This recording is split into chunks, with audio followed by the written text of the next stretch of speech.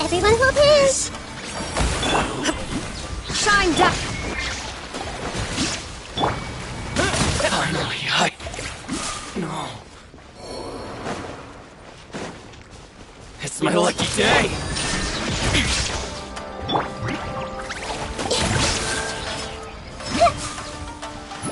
The fairy.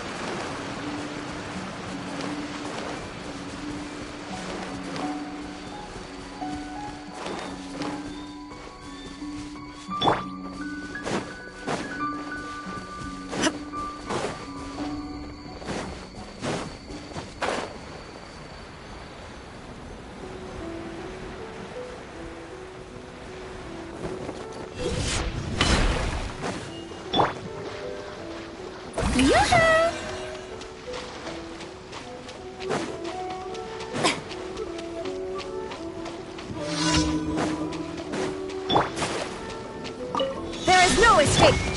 I see everything.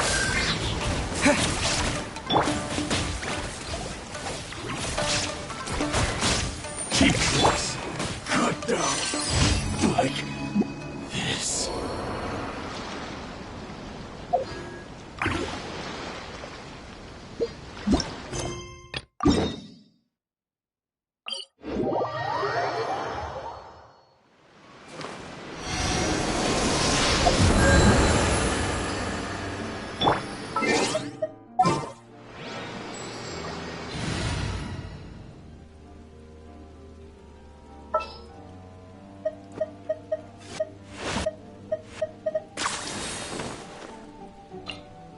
Glad to be working with you.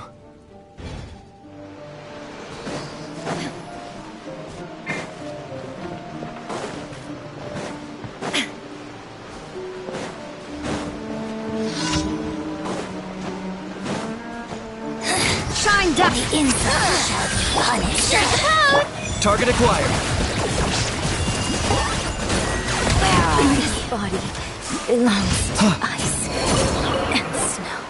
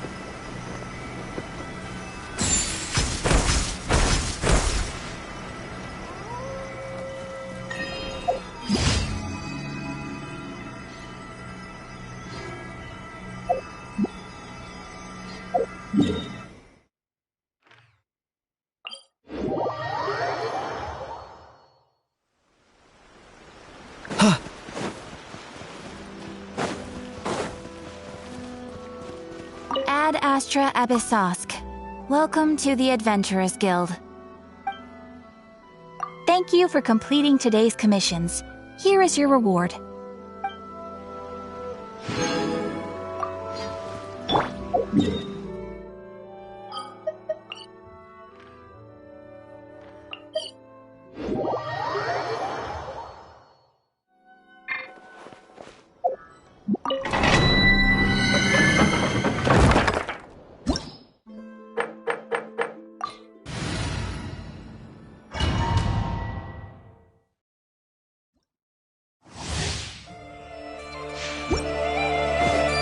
To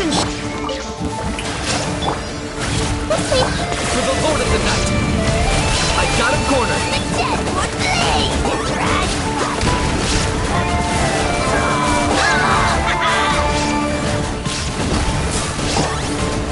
Yeah!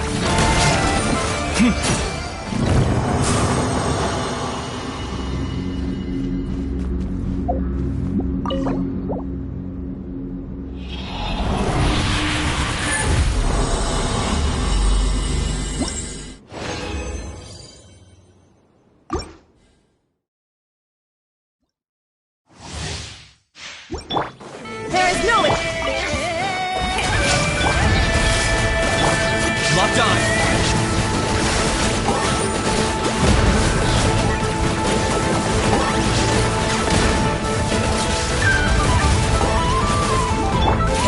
Commit to memory!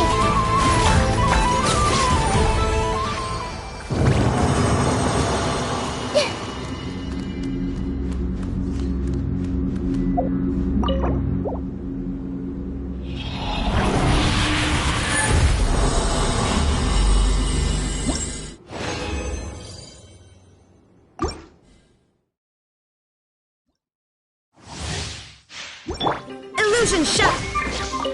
Shower you praise! This may Target acquired. Time for you to pay the price.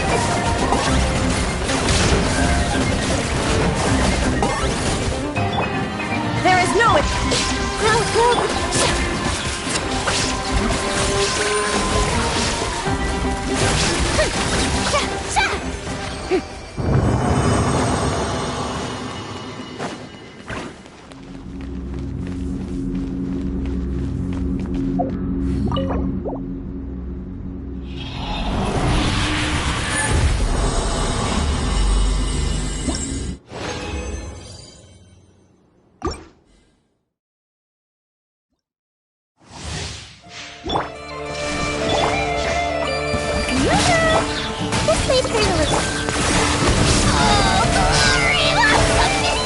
Inazuma shines eternal! Illusion shattered!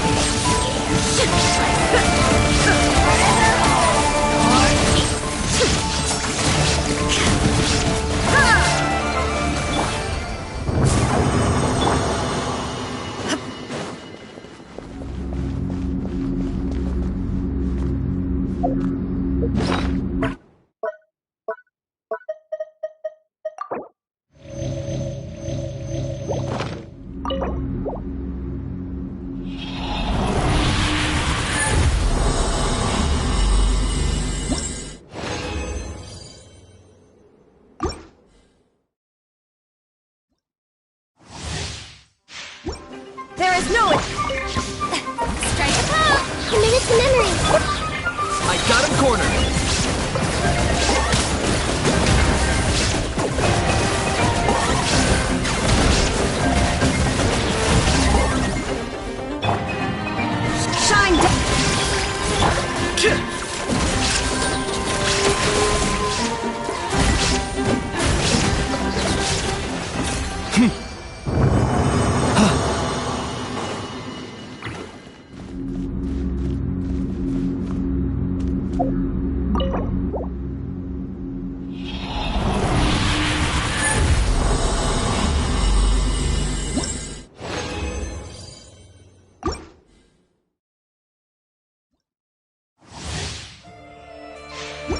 Illusion shattered.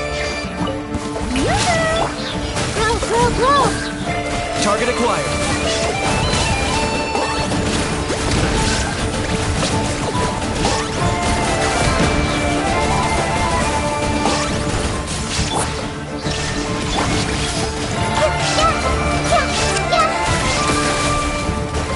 This way, trailer.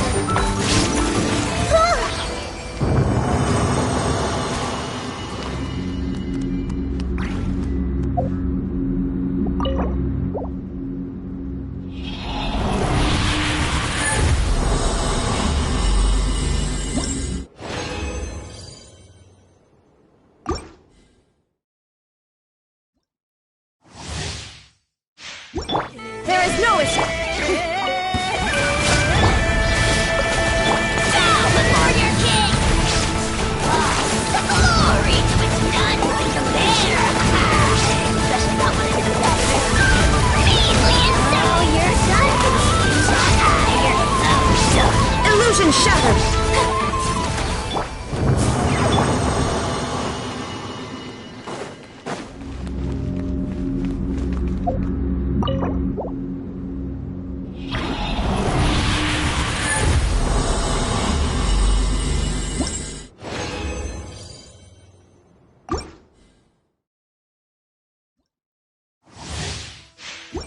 Shine down. Strike it up! Grow! Commit For the Lord of the Night! submit your soul! Now you shall perish. There is no escape. Forever hold.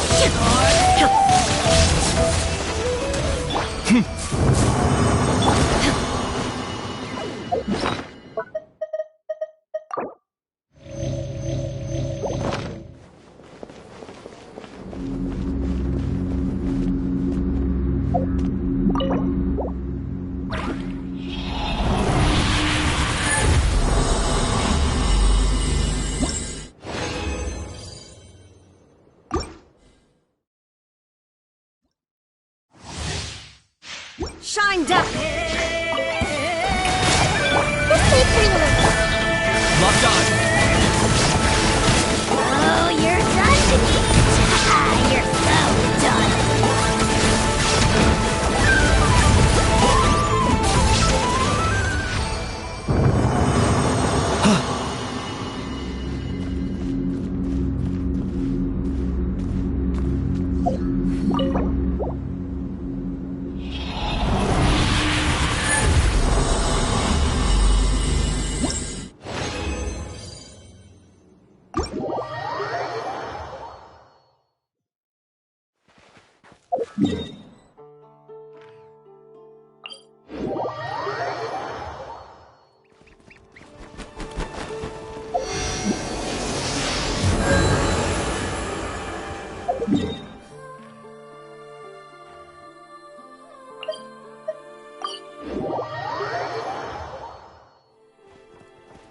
Ad Astra Abyssosk. Welcome to the Adventurers Guild.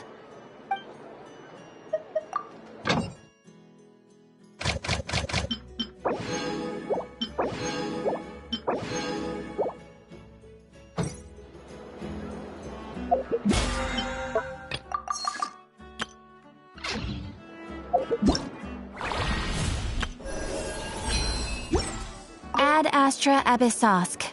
Welcome to the Adventurers Guild.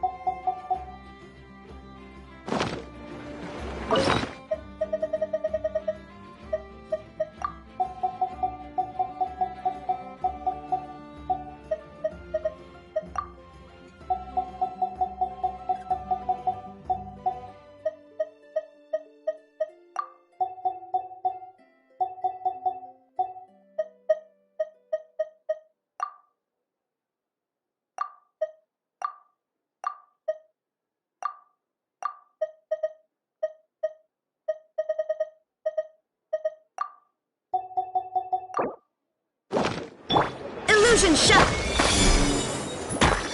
Jump!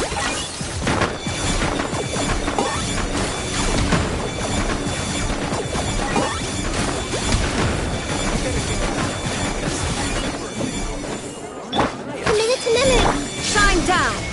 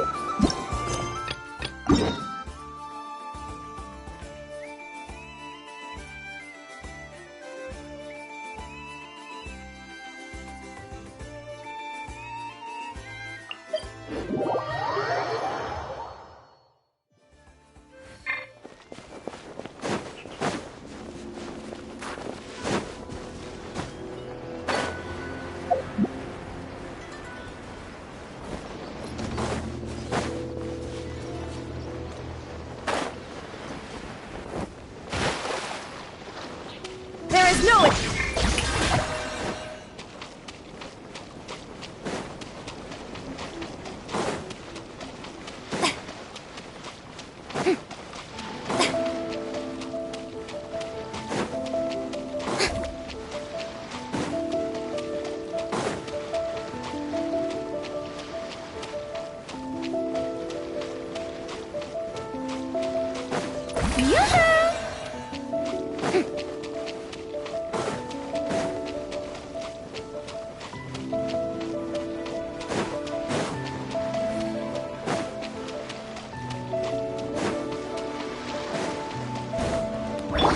Illusion! Everyone look in! Strike a pop! Target acquired. Cut down. Yes.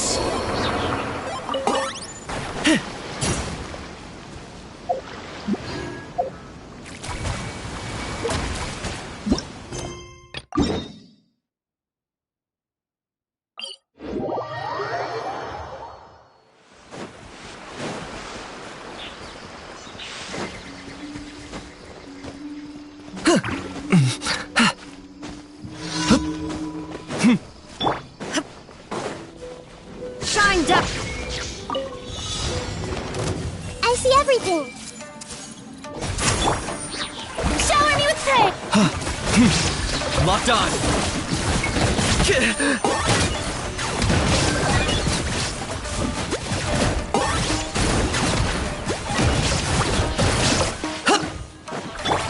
There is no escape!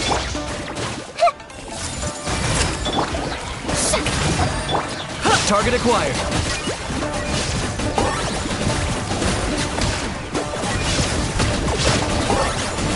My mistake. Pleasure doing business with you. Grow, grow, grow!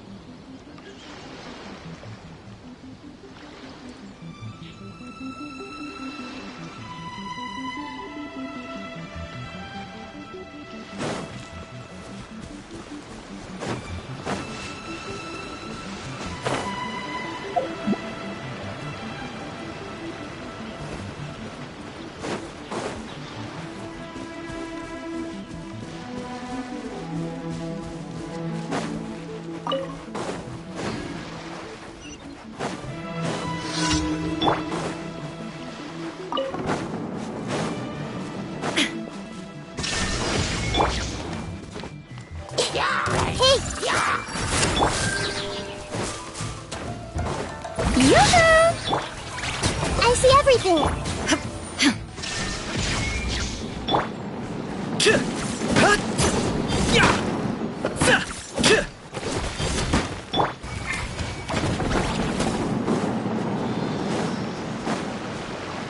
Illusion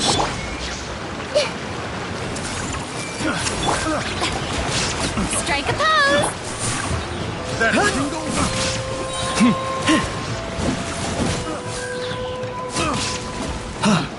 Pick the wrong test subject. Another test subject. There is no escape. Everyone hold Pick hands. the Stop wrong fighting. test subject. Pick the wrong test subject.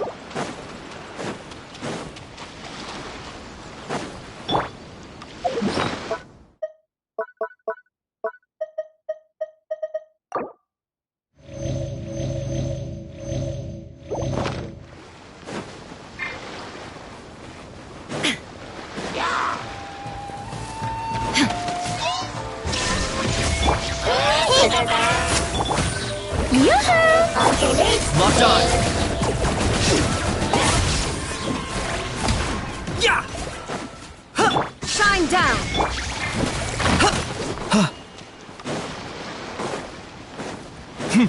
Yeah.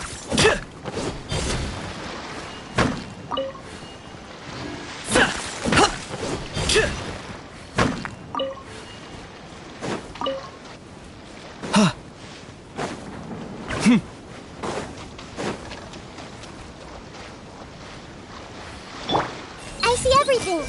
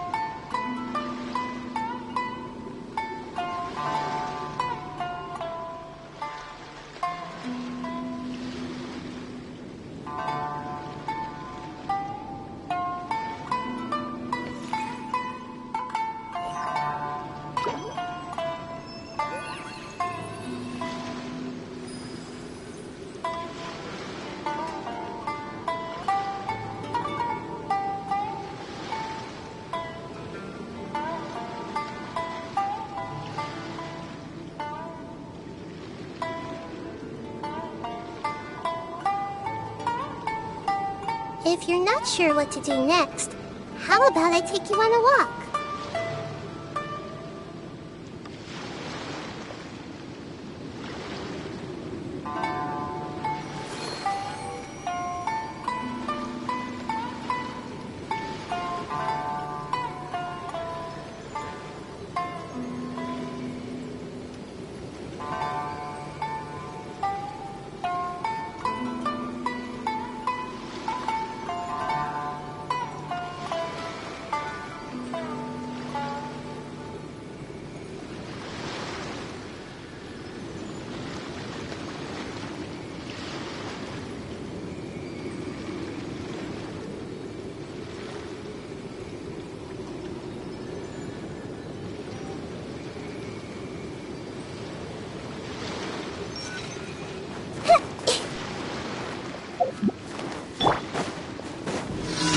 Illusion shattered.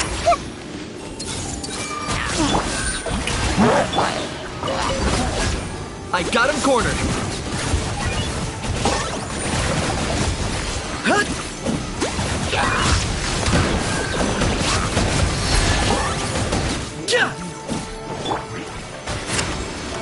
Hey!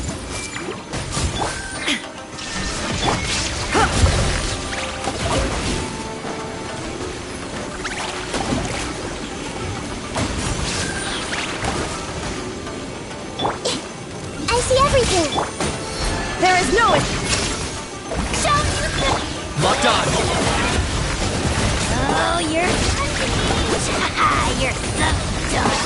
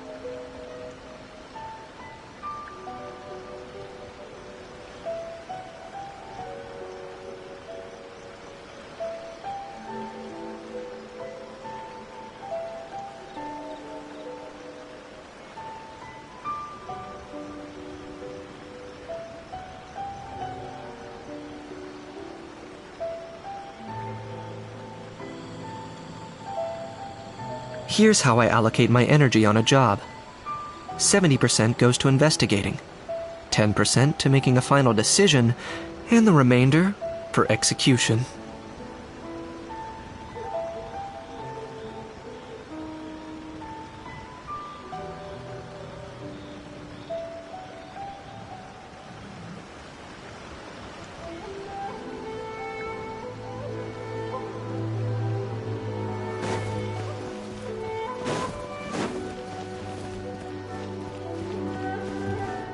Ad Astra Abyssosk.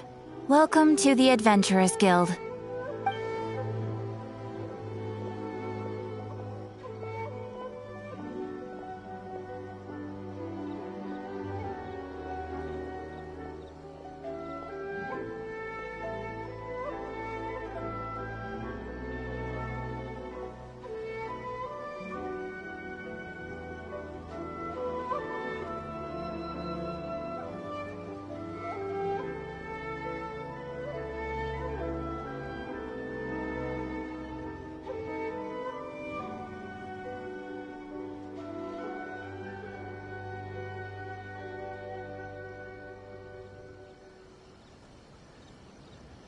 Thank you for completing today's commissions. Here is your reward.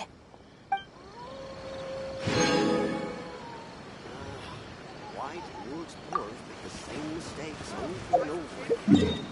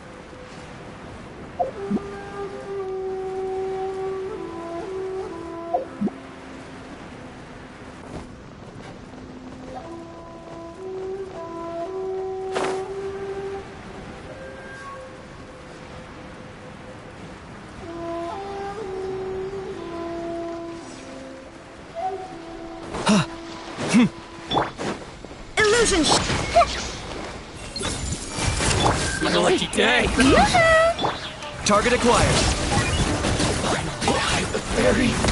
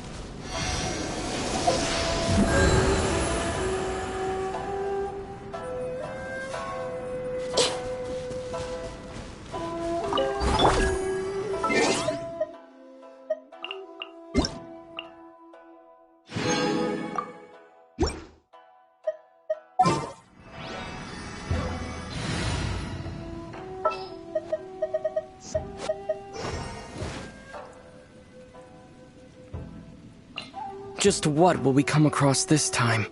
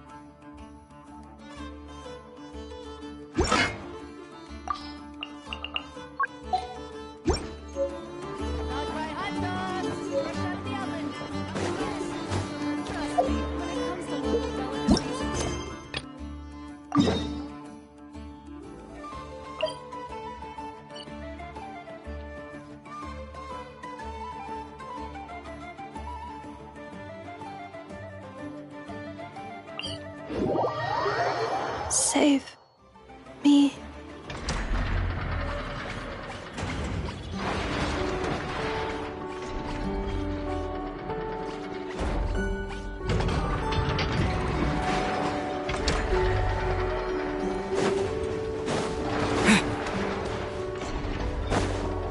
Save me.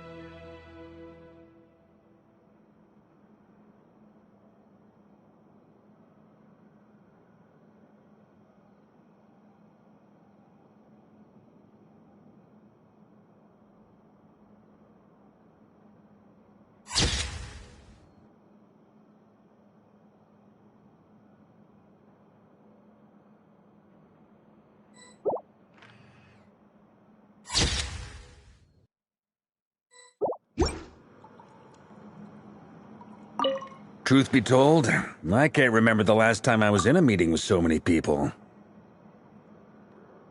You're not alone there, my friend. The Lightkeepers also struggle to bring everyone together for a serious discussion.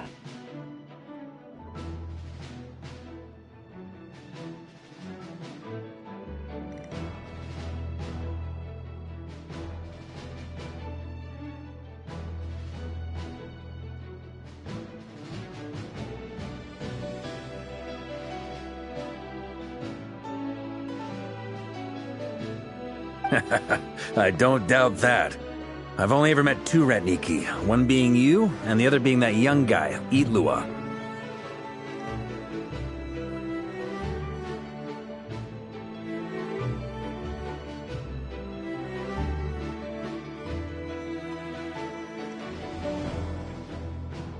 Itlua is a good apple. I'll give him that. He's kind, honest, and regularly delivers supplies to my lighthouse. A true Ratnik to the core. In that sense, he puts me to shame.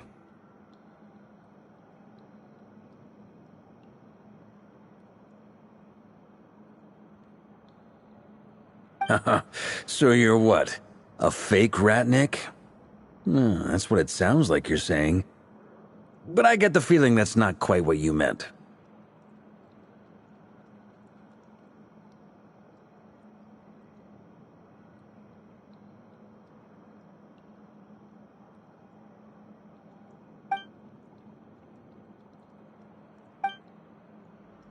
Come on, why the awkward silence? Sorry. I'm not even gonna bother trying to hide it. You've known all along, haven't you, my friend?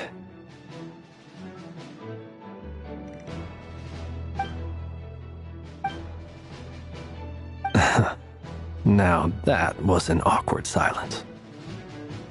Let's just keep this between ourselves. Probably best if Itlua doesn't know, huh? That goes without saying. Gotta be careful what you share with youngsters, after all. Anyone else in the know? Let me guess. The Traveler and Paimon? It's dangerous being too sharp for one's own good, you know.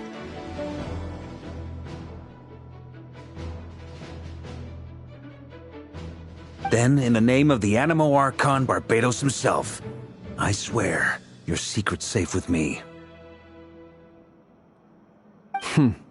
When we went for drinks, you said that you and Barbados were practically best buds. In the light of that claim, do you really expect me to take your oath seriously? Of course. Just as long as you don't go spreading around the fact that I'm close with Barbados, all right?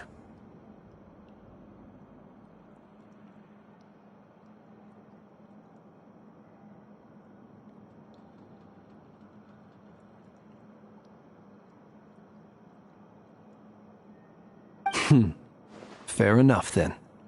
Nothing like a bit of mutual leverage to seal the bonds of friendship.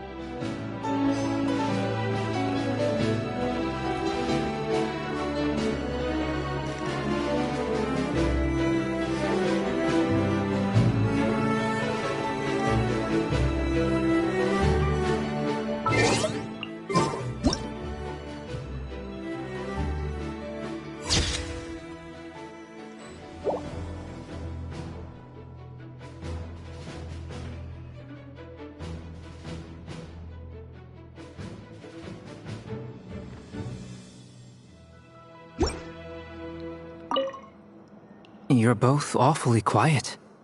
Why don't I start us off with an icebreaker?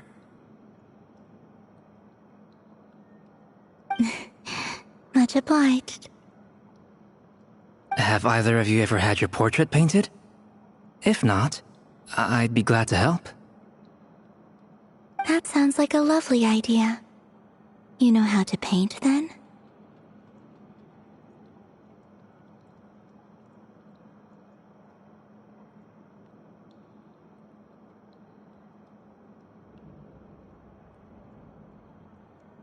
I dabble occasionally. He's an excellent painter. Tables, chairs, people, dragons, you name it. He'll paint it for you. I'm flattered. If I ever get the chance, I'd like to give it a try myself. I'll bear that in mind. Anyway, how about you, Durin? What sort of portrait would you prefer?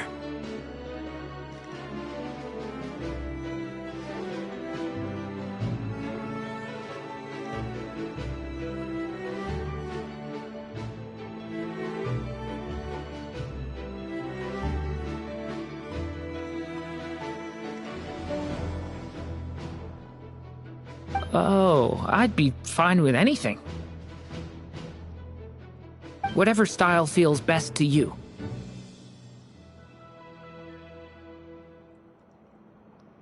Very well. Then I'll play it by ear. You can replicate any style I want? I can try. If you show me a sample, I'll do my best to match it.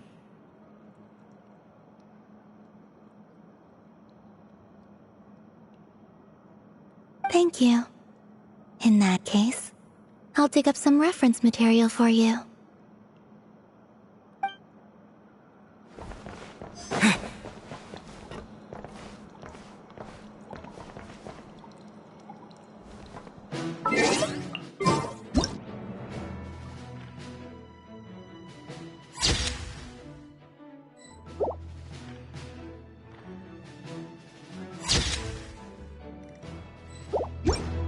Is there something you'd like to say to me?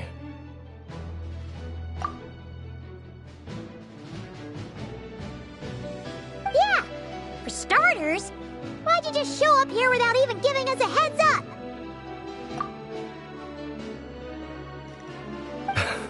If you think back to our previous interactions, you may recall that that's hardly out of character for me. You do have a point there. Oh yeah! You'll need to find somewhere to stay the night too, right? Want to tag along with us? You never know. We might get a group discount.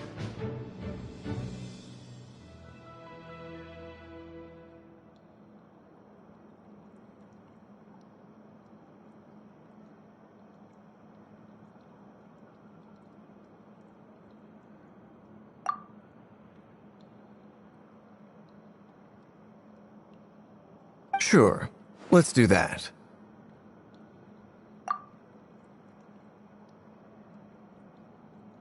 Great! Paimon will handle it!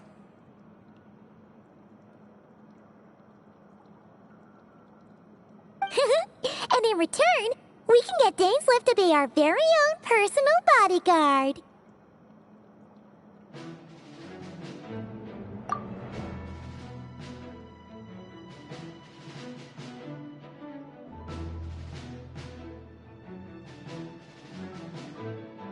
If that's what you had in mind, you should have said so sooner. I'd be happy to help.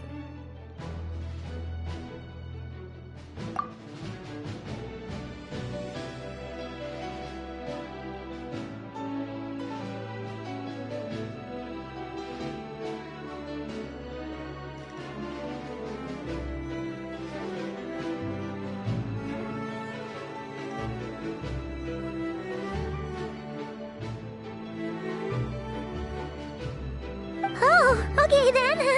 Paimon was only kidding, but good to know. Anyway, since we're all here together, we might as well watch each other's backs.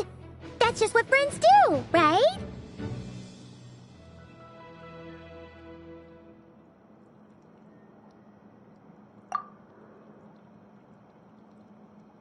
Indeed. Thank you.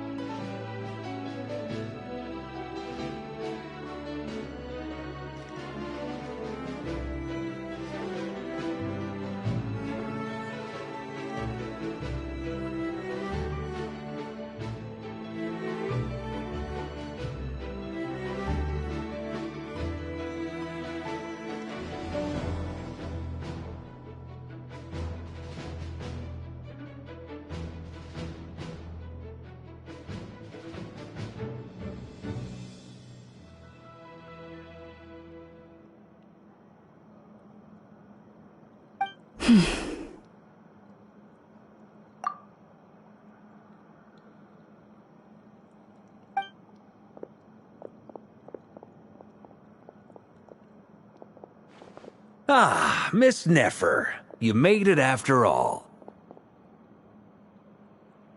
But what about Yehoda?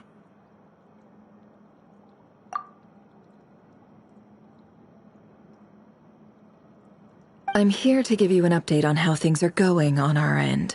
Once this is over, I'll be heading straight back to continue my work. I left Yehoda back at the Curatorium to watch over things while I'm gone.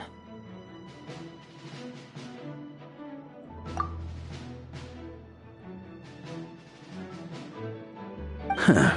So much for just this once.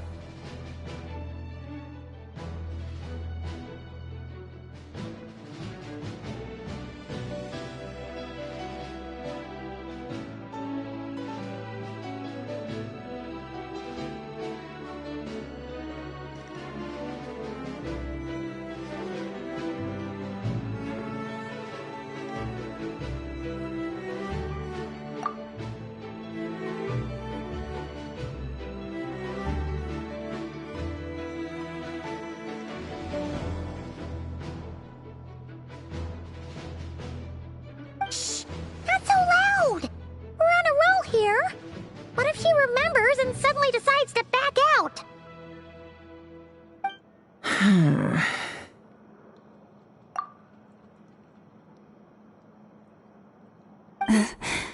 Did you say something, Mr. Varka? Huh? I didn't say anything. Right, Flint's?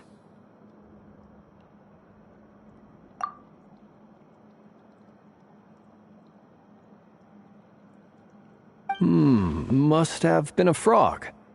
They get so noisy around here at nighttime. It's like they're putting on a concert in the background. Anyway, before we begin, there's a few introductions to make. Let me start by saying that it's an honor to be speaking before so many distinguished colleagues and collaborators. First up, we have Miss Lauma. As Moon Chanter, she's the leader of the Frost Moon Scions, a local religious community in Nod-Krai. Then there's Miss Nefer, boss of the Curatorium of Secrets, an intel gatherer extraordinaire.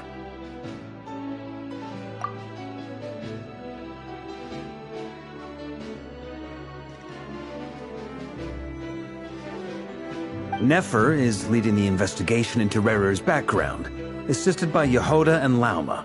From the little I've heard, they're making some great progress.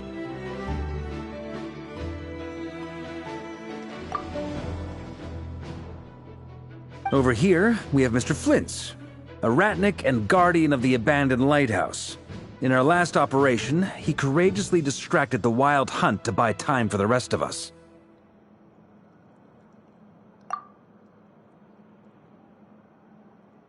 For those of you who've never met, this is Mr. Albedo, a renowned alchemist and captain of the Knights of Favonius investigation team.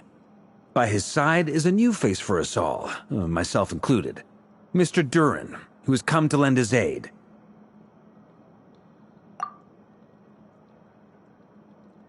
Next up, we have the Moon Maiden and former Fatui Harbinger, Miss Columbina.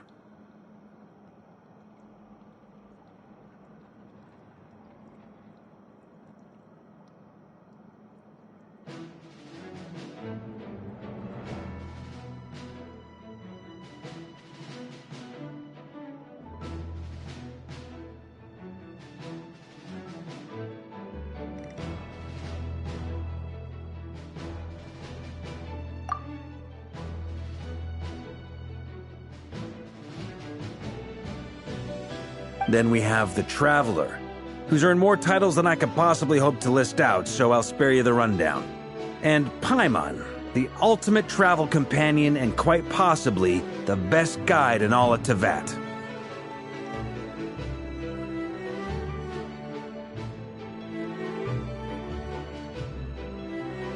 Wow! That's a lot of people! Great turnout!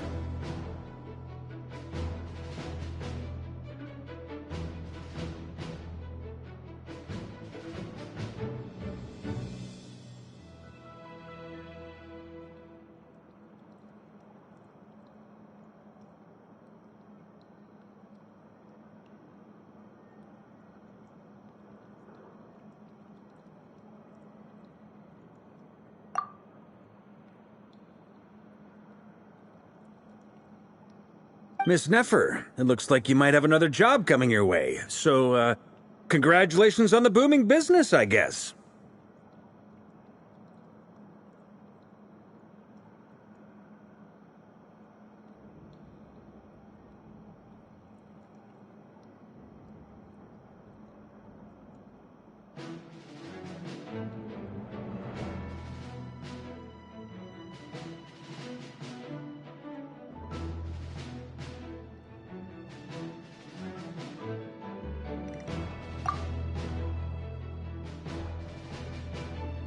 You think I haven't got enough on my hands as it is? Who's looking for me now?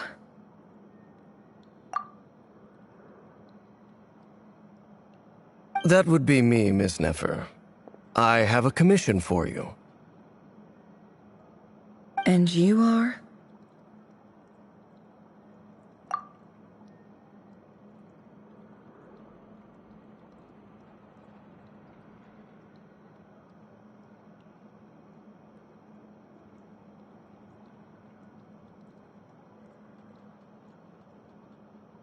Who I am doesn't matter right now. What does matter is that I'd like you to gather more intelligence about the Recher of Solnari.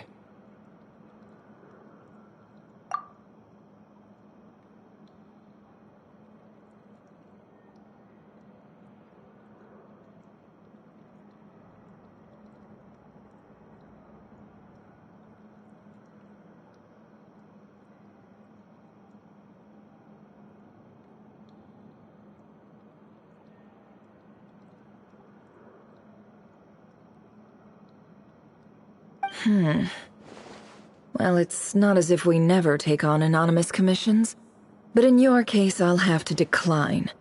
I'm gonna take a wild guess and say your job's probably more hassle than it's worth.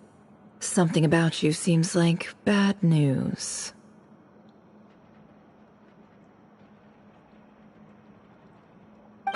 It's my eyes, isn't it?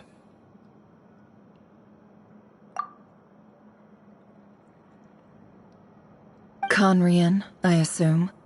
And what's with the mask? Are you trying to hide your identity? In any case, the fact that you're even still alive raises an awful lot of questions for me.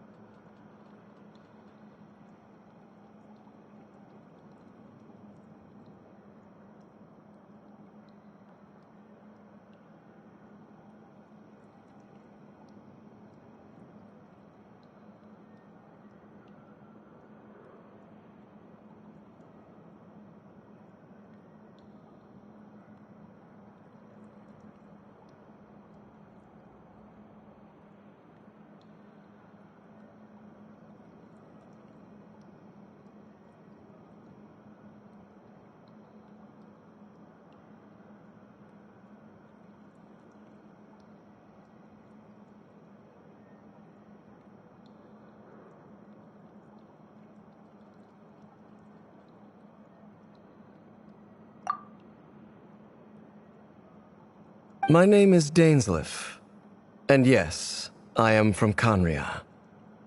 As I'm sure you're aware, the Recher of Solnari's real name is Rerir. He was once an acquaintance of mine.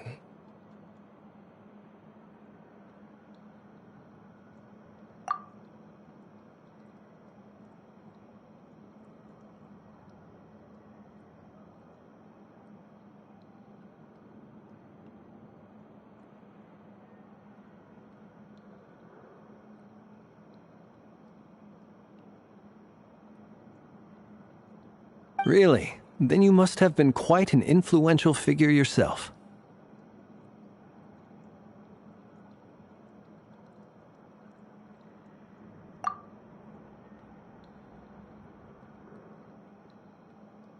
You flatter me, but none of that matters anymore. My point was simply to clarify why I have asked Miss Nefer to investigate Rerir's background.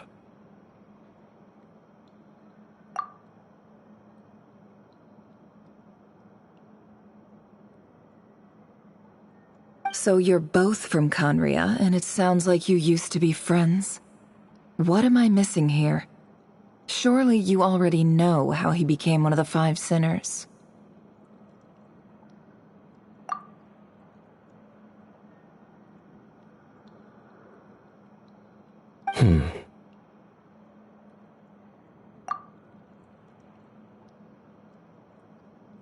I'll tell you everything I know.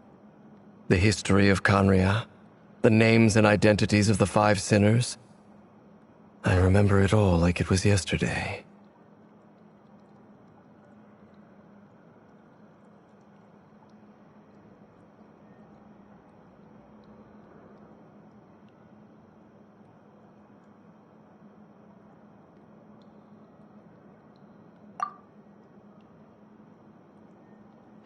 I have never spoken openly of this before, but the truth was exactly as people say. The Five Sinners were each driven by their own desires, and it was by playing upon these that the Abyss tempted them to their fall, tearing Conria apart in the process.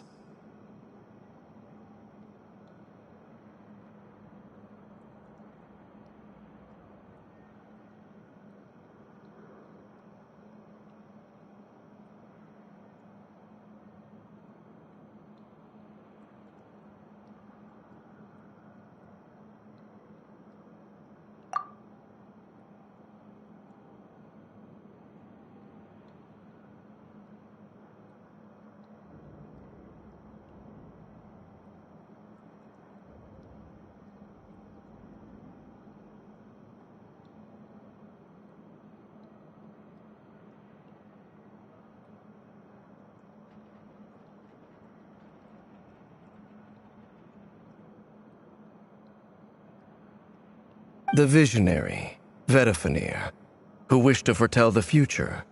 The wise, Horoptatir, who sought limitless knowledge.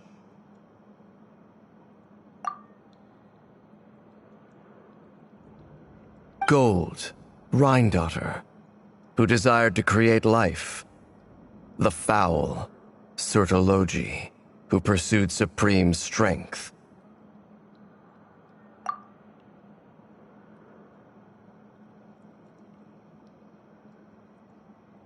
And last, but not least, Raker of Solnari, Rerir, Ravager of the Moon.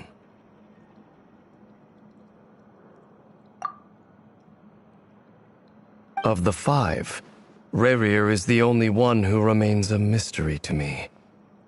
He never harbored grand ambitions, so what changed in the space of a single night? How did he come to fall like the others?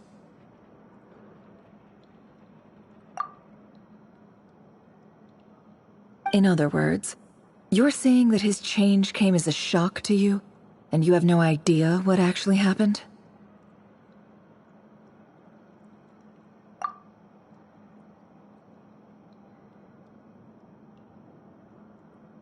That's right.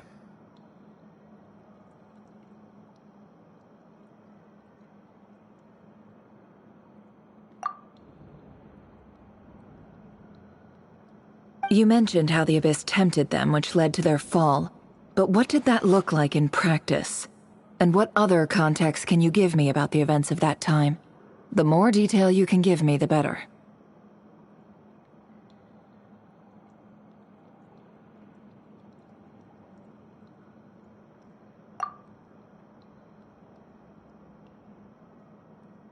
Strangely, now that it comes to it, I hardly know where to begin.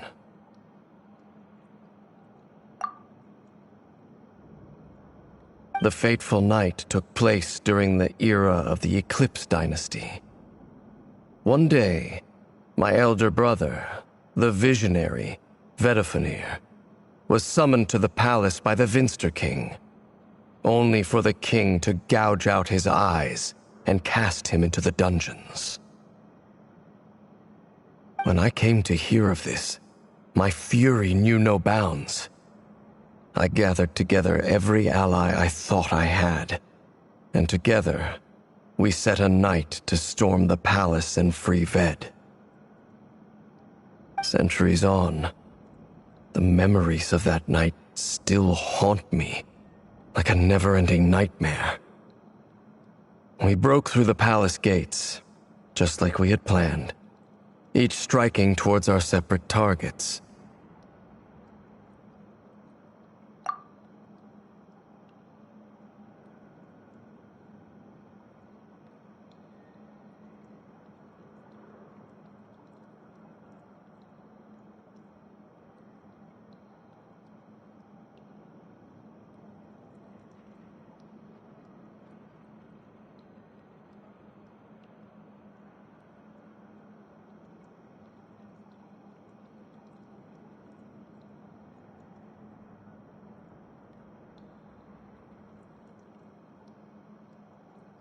But then, I was betrayed.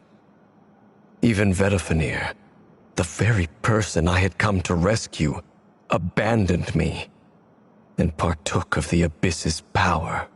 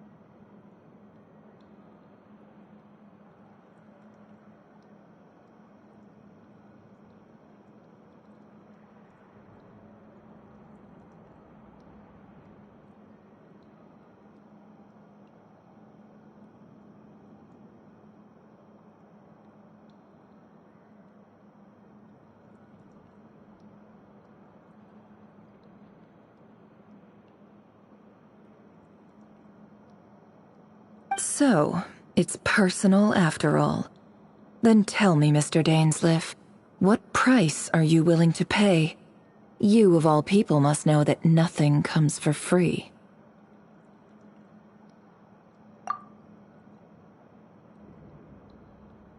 I cannot say what price would be worthy of such a commission.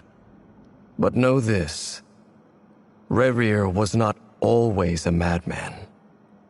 Believe it or not, there was a time when he was just an ordinary man, working for the Conrian Intelligence Service.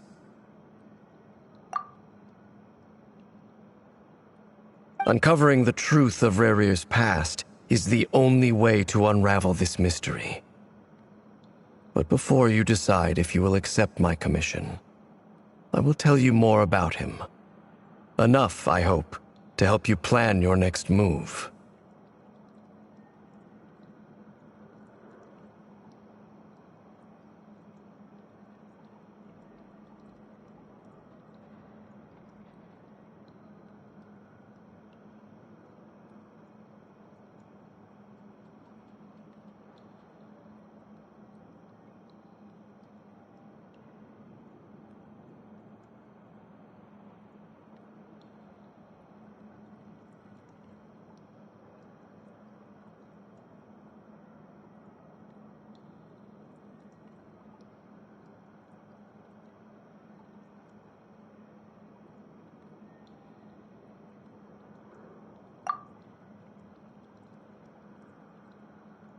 Sounds pretty good to me.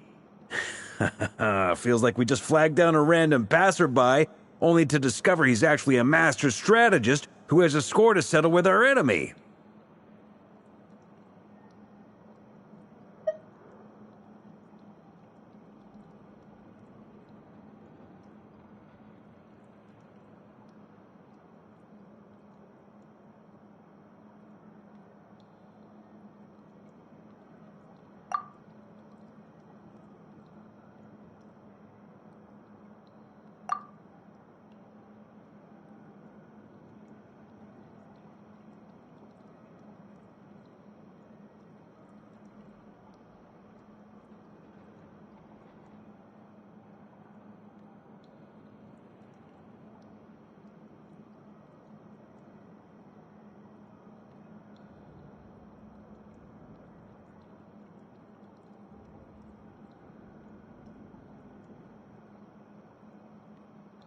Can I borrow your halo?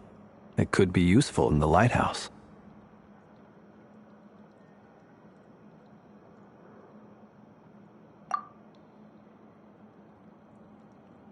Hey, enough with the wisecracks! Besides, isn't that lamp of yours bright enough already? Relax. It was meant to be a compliment. If that was a little over the top for your liking, I'll make sure to tone it down next time.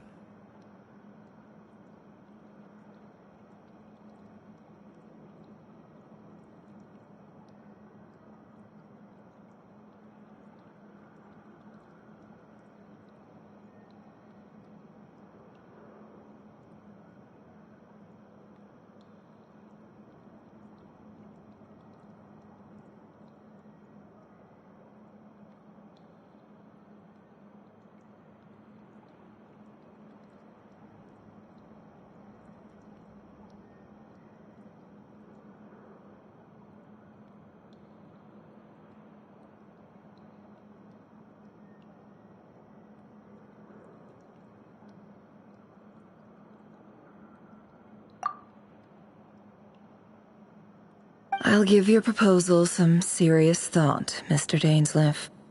Let's speak in private once the meeting is over.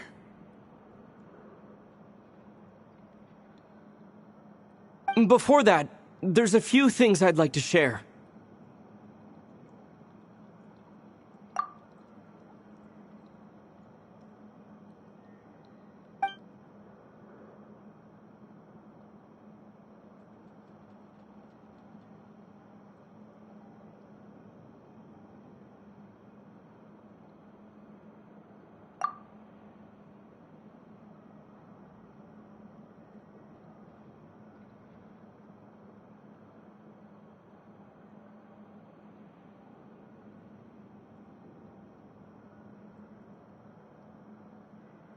Now that we've united the hearts of the three moons, your power should be greatly enhanced.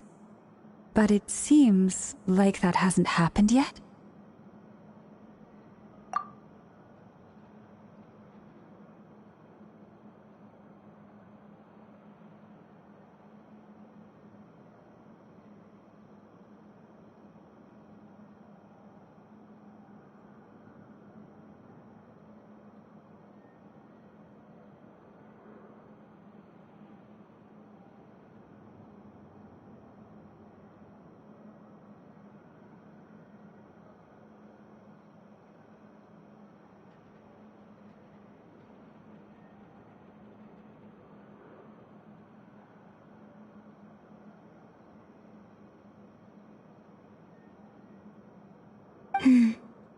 I believe it will take a little longer.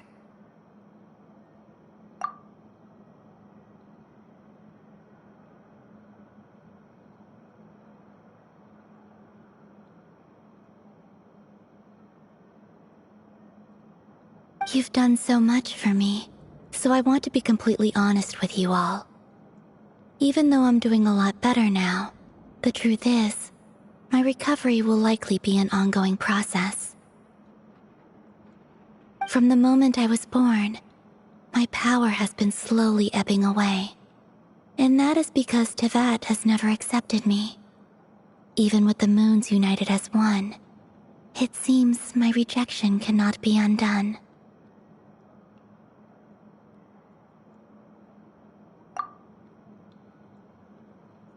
So far, I have yet to find a solution. It may turn out to be a problem that will plague me until the day I finally leave this place behind.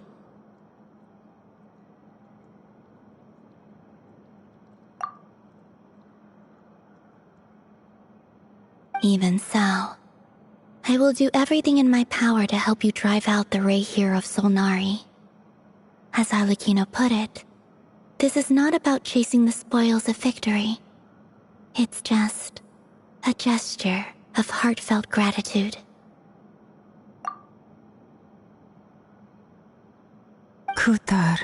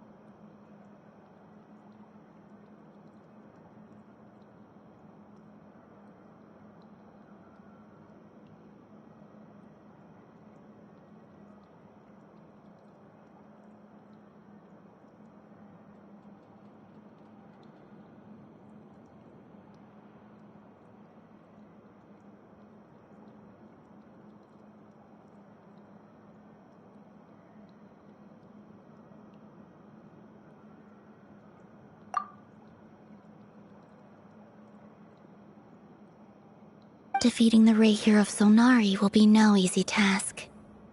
While my strength slowly recovers, we'll also need to gather more intel.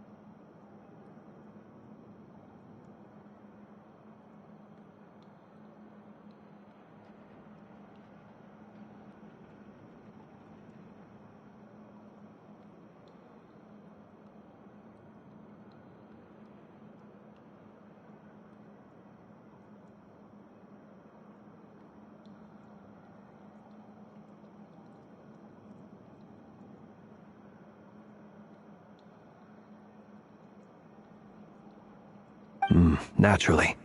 We should take all the help we can get if we hope to defeat him.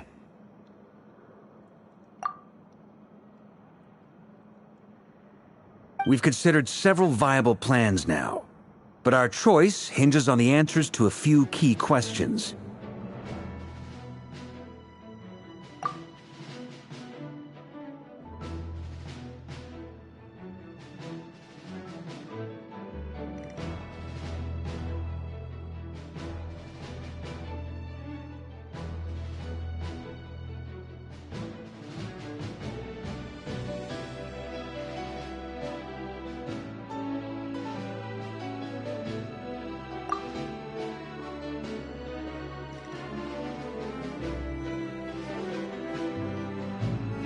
Is it even possible to kill Rerir? What experiences shaped the person or monster he became? And what's he really after?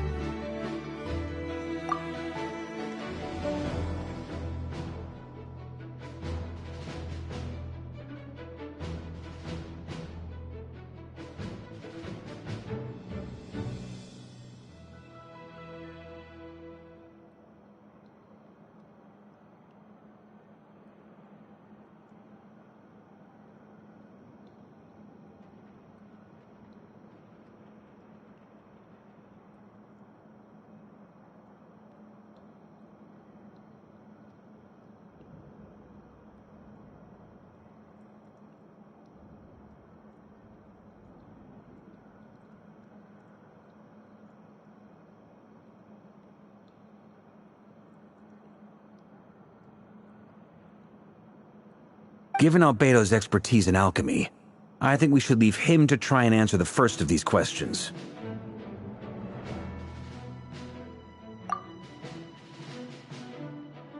Understood.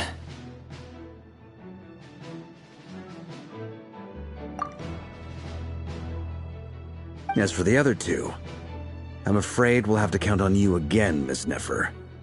Believe me when I say it's not my wish to burden you, But right now, relying on your skills is our only option.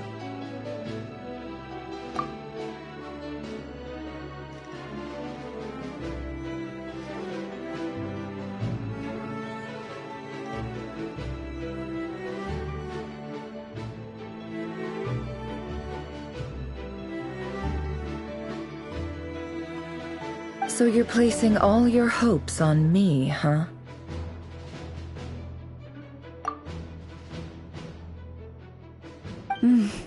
We can't thank you enough for agreeing to help us. Honestly, I can hardly believe how lucky we are. You sure have a talent for changing your tune, Miss Moonchanter. Timid like Yehoda one moment, then flinches insincere flattery the next.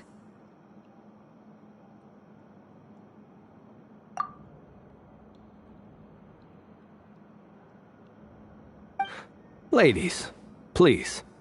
I must object to your portrayal of me. That's all.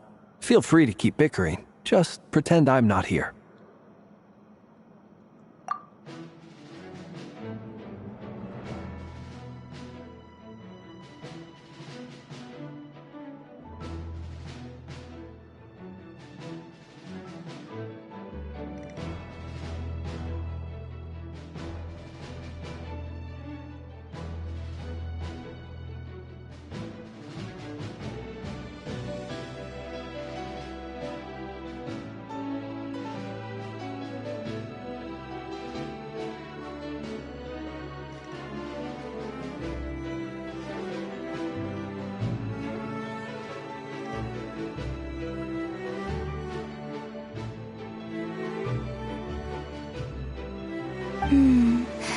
I almost don't want to leave this room.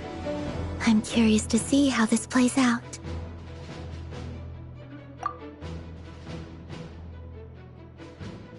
I have faith in you, Miss Nefer. Something tells me you'll stand by us until the very end.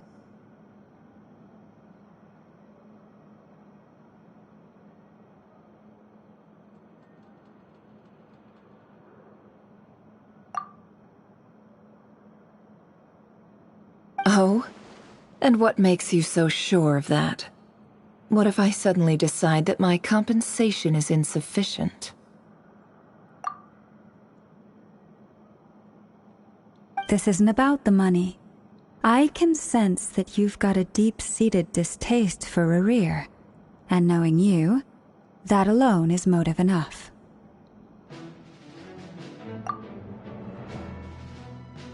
Look at them getting along so well. Like two peas in a pod.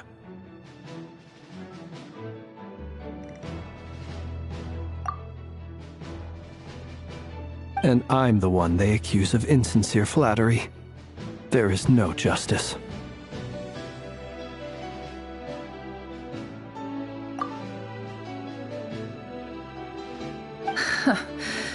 Miss Lauma, you have to understand something. Unlike you, I don't actually enjoy having everyone's hopes on my shoulders. Is that right? Well, maybe the fact that I'm willing to put my hopes in other people says more about me than you. But the fact is, I also trust you. And that's because I know that you're someone we can count on.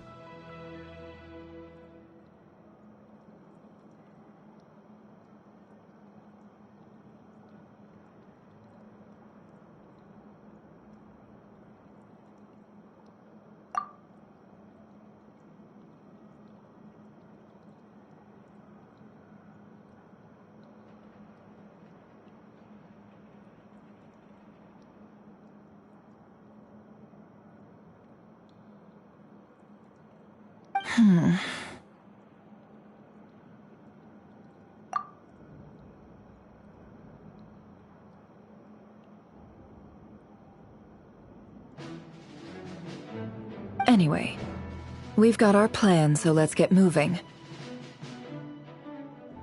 Mr. Dainsleif, let's talk. And Traveler, once we're finished, if you've nothing else planned, I'd like you to come with me.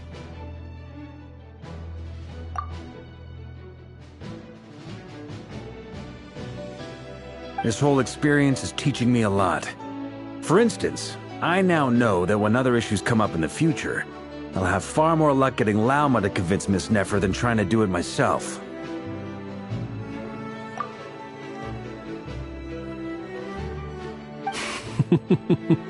Hate to say it, friend, but that's one of the funniest things I've heard in a while.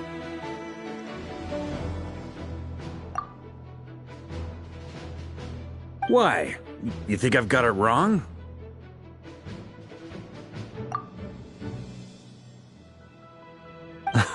Quite the opposite. But what makes it so hilarious is how long it's taken you to realize.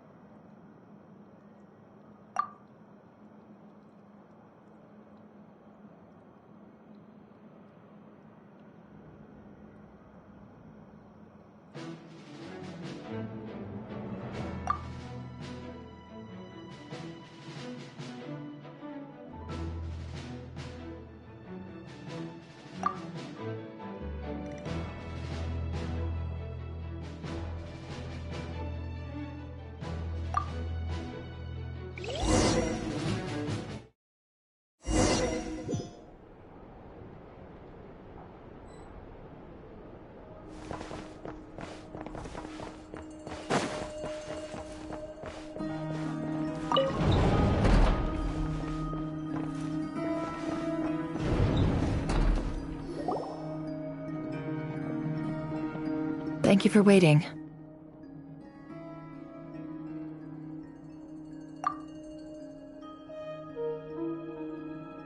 It's okay.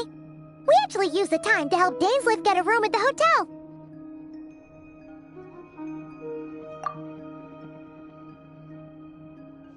That's very considerate of you.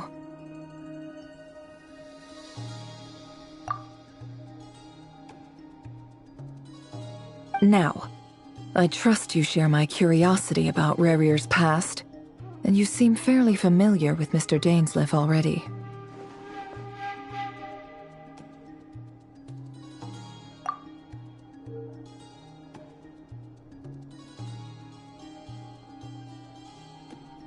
We spoke at some length after the meeting. He was the one who suggested I should invite you to join this operation. He feels confident that these secrets will be safe with you.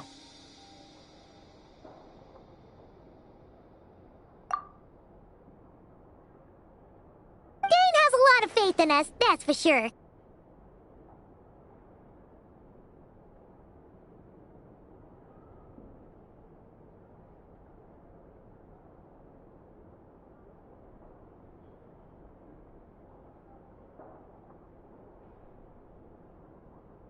Likewise. I appreciate that you got right on board without interrogating me about why I invited you. It shows that you trust me to explain everything in due course.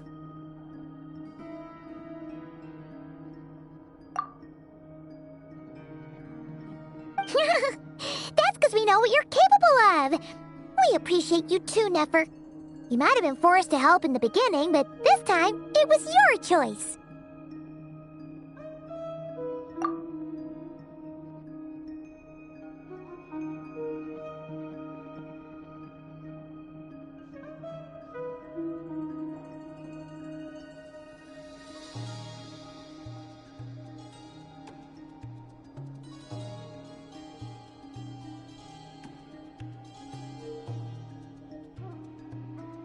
That's one way to put it. Another is this, that once a decision's been made, it's set in stone. After that, my only goal is to see it through.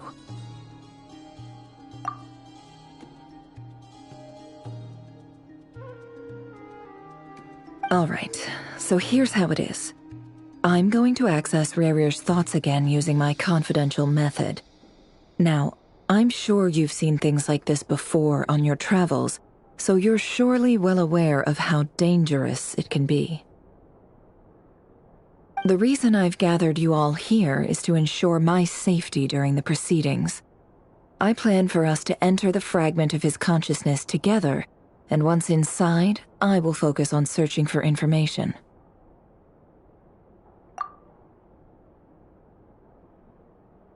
Think of this as a diving expedition into someone's brain.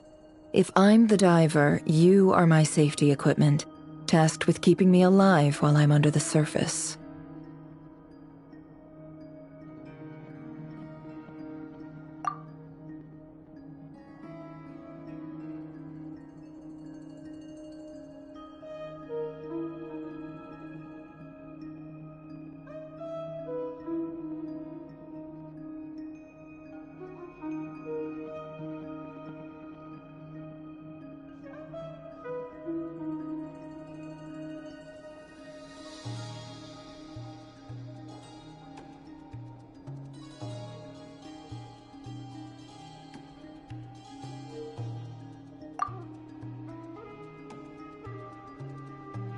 Once the ceremony begins, we will all be spying on privileged information.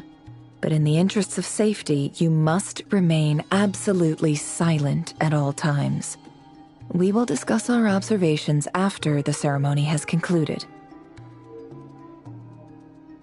Lastly, any individuals of a weaker constitution are advised not to partake in the ceremony.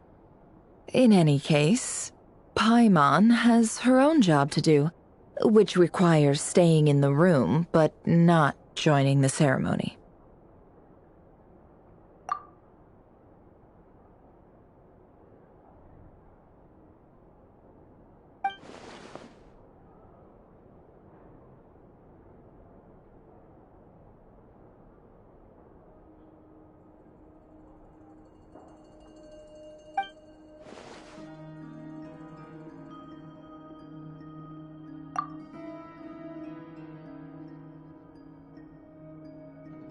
Well, good luck, everyone! Sounds like all Paimon can do is cross her fingers and root for you guys.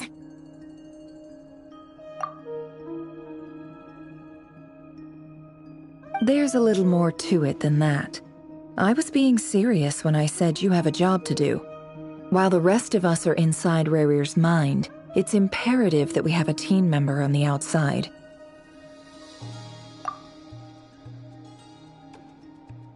In the event that something goes wrong, you will be our first responder. I don't anticipate any issues, but the extra level of safety will be greatly appreciated. I second that. This is a dangerous operation here, and you're our whole rescue team. That's pretty much the most important job in the crew.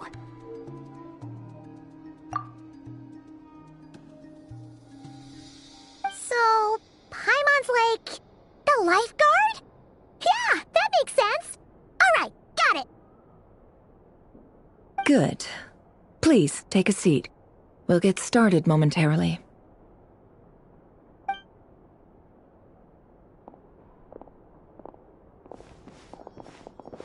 So, did Mr. Dainsliff tell you anything else? He told me that he believes Rarir kept some big secrets in his life. He's not sure that they were the cause of his eventual downfall, but he's asked me to uncover what those secrets were all the same.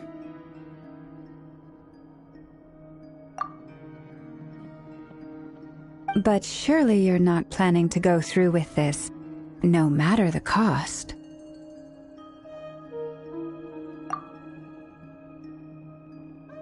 If you think that, you'd be overestimating me. I'm a businesswoman, not a mercenary.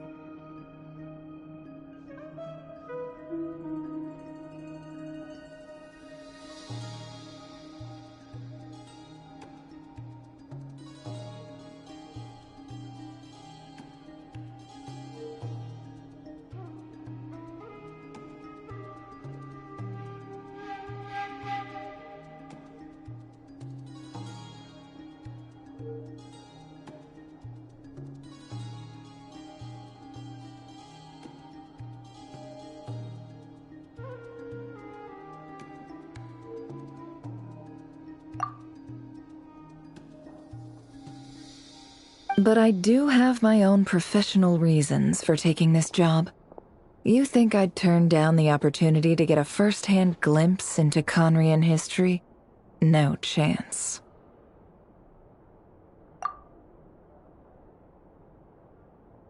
Well, as long as you don't let morbid curiosity get in the way of safety concerns, we're good. We'll do whatever we can to help you.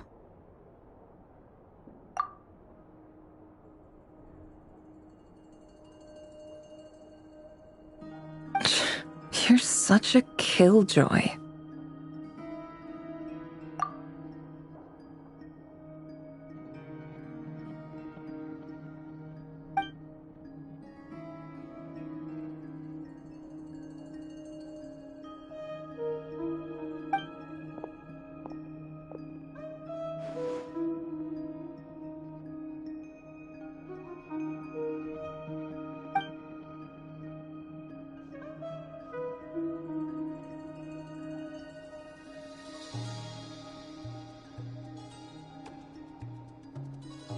All right, I'm good to go.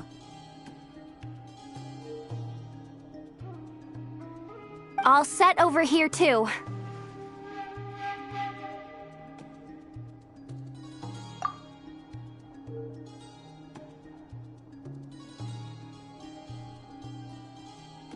Promise, Paimon, you'll be extra careful.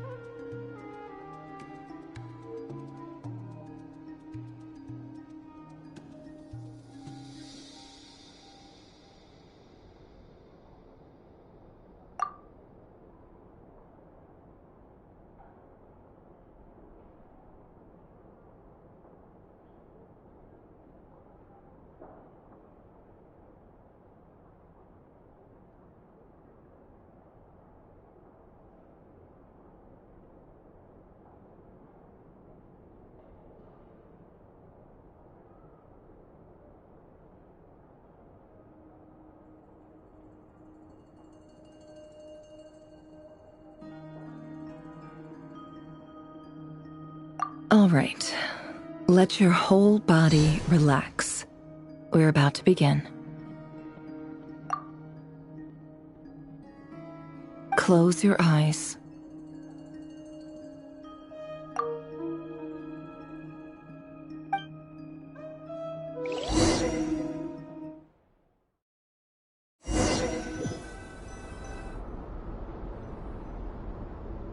Phew.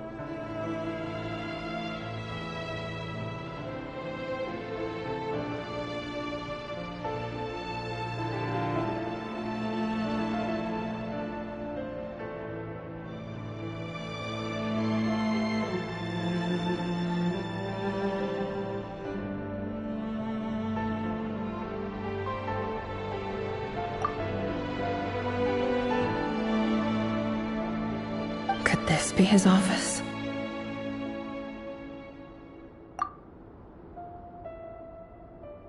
Pretty standard setup. Bookshelves, paperwork, files. According to Dainsliff, Rarier used to be an intelligence operative. Chances are there's plenty of top-secret intel stashed away in this room. Is this where you keep your secrets, Rarier? Can't say I'm not looking forward to this.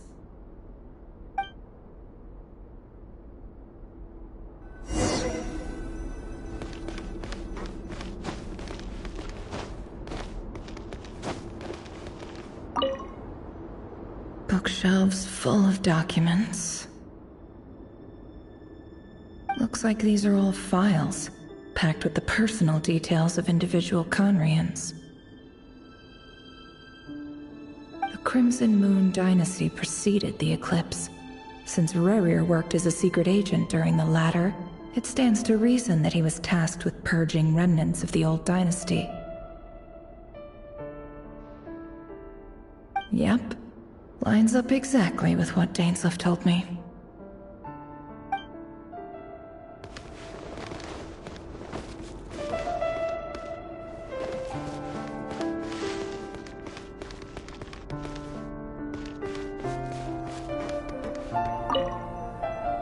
A file tucked inside a folder. The title reads, Dear Breakfast Shop Owner. It's a list of names. But at this stage, I have no idea who any of them even are.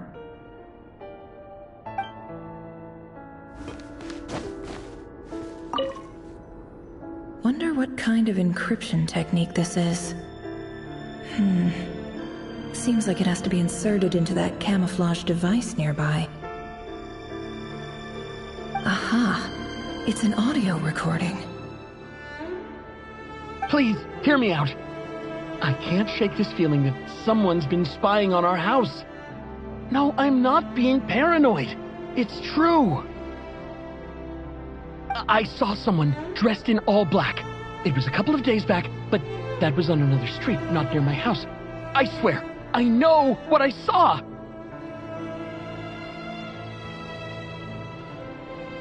There's a note in the margin. Surveillance of the Runfarther residence has concluded. We apprehended the target and filed the mission report last night.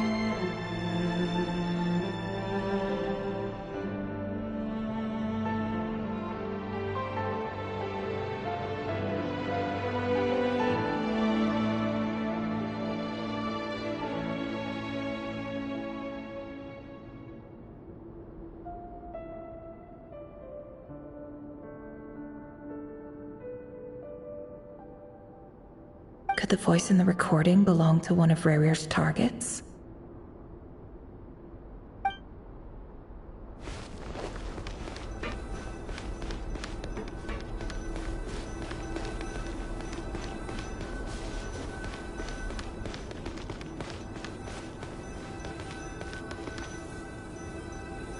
He looks even gloomier than last time. I wonder what's changed.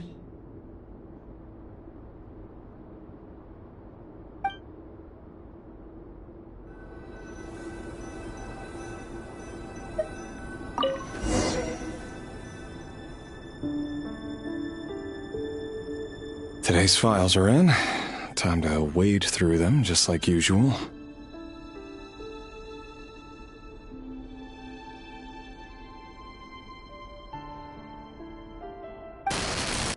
Male, 51. Occupation, cook. Confirmed Crimson Moon descendant. Has maintained frequent contact with other descendants over the past year. Poses a threat to the dynasty. Neutralized.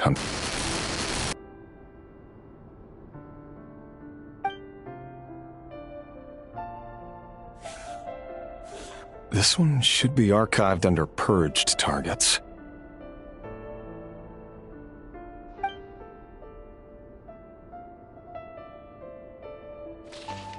Female, 23. Occupation, office clerk. confirmed Crimson Moon descendant. Has maintained frequent contact with other descendants over the past year. Poses a threat to the dynasty. Neutralized on...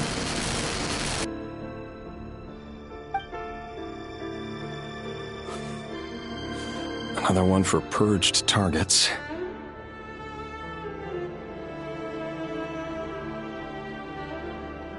Sounds like she was that other man's daughter.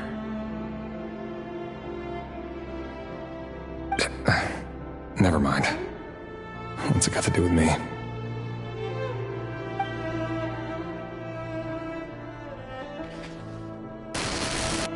Male, 40. Occupation, teacher. Confirmed Crimson Moon descendant. Has been observed making contact with other descendants during the past year. Poses a threat to the dynasty.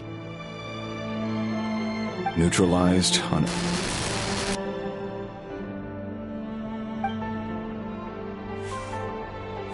Just another nobody for the archive. Come to think of it, I remember surveilling this man. A case like his never would have been considered a priority in the past. Huh. He barely even interacted with other Crimson Moon descendants.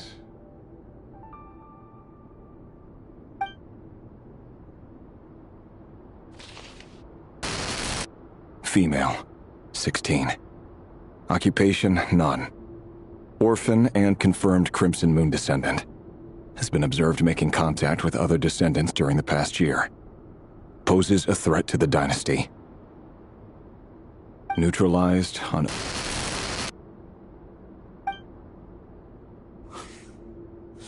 Filed. I have no recollection of this girl. None whatsoever. She doesn't seem to be anyone important, but then again, how many of them really are?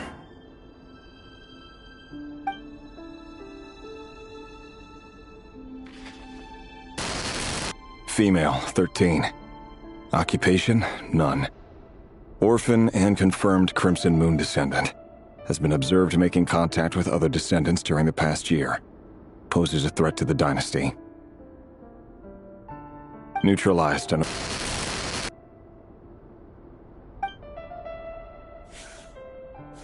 Filed.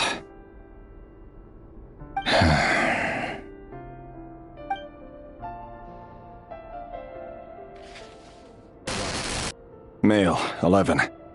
Occupation, none. Orphan and confirmed Crimson Moon descendant. Has not been observed making any contact with other descendants during the past year. Poses a threat to the dynasty.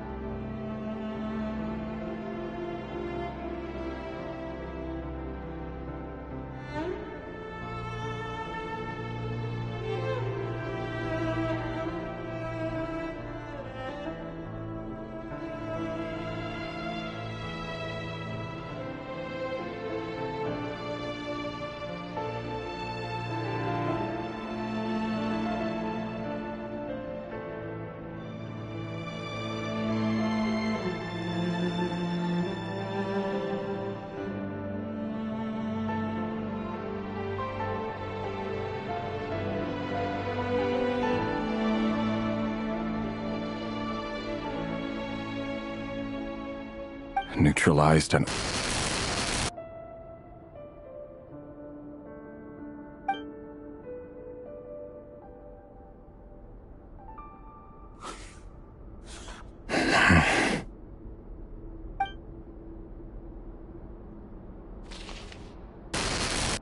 Male, 6.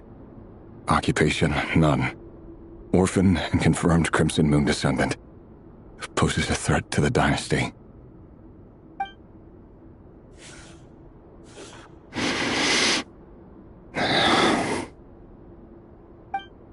funny, isn't it? Your job is becoming both harder and easier at the same time, depending on how you look at it. Sooner or later, the Crimson Moon descendants will be completely wiped out. But as their numbers dwindle, they become harder and harder to track down. That's not how it is. Fortunately, however, most of the able-bodied adults have already been taken care of. The remaining weaklings will be increasingly easy to deal with. No! No. My job is to ensure the survival of the Eclipse Dynasty. And the only way to do that is by eliminating any and all potential threats. It's a perfectly legitimate line of work. Every single one of my colleagues can attest to my fairness. And if my friends were aware of the facts, I know they'd back me up too. Assuming, of course, that they were aware of all the facts. He looks even gloomier than last time. I wonder what's changed.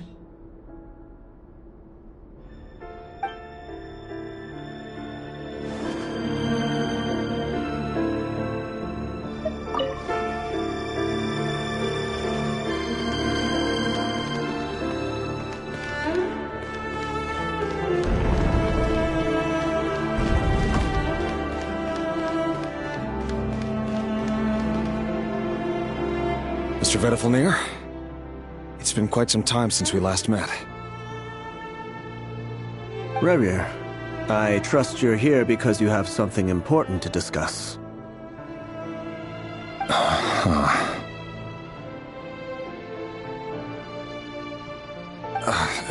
Forgive me. I wasn't tuning out, it's just, I noticed you didn't even phrase that as a question. As if you knew I was coming. Tell me, does someone in your position ever feel the need to ask questions at all? It is indeed within my power to foresee certain things.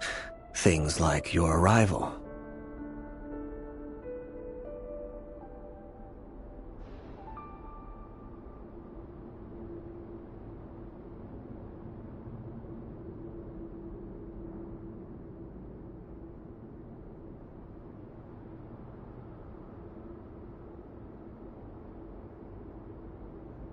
I was just thinking. It won't be long before I'll be inviting both you and Dane to my wedding.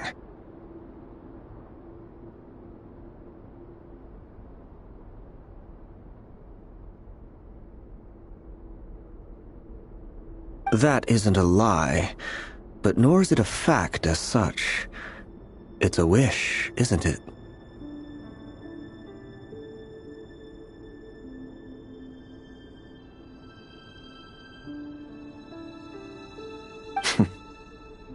No fooling a prophet, is there?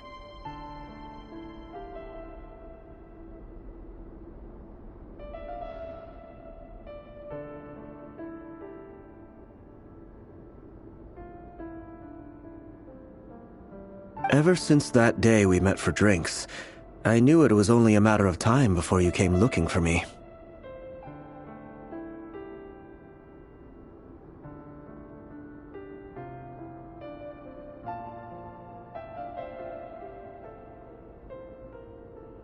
Does it feel good? Knowing how the future will unfold. I'm afraid the notions of good and bad fail to capture the complexity of what such a power entails. Once you've seen what will come to pass, it can be all too easy to succumb to fear and melancholy. Unless, of course, you learn to abandon these feelings.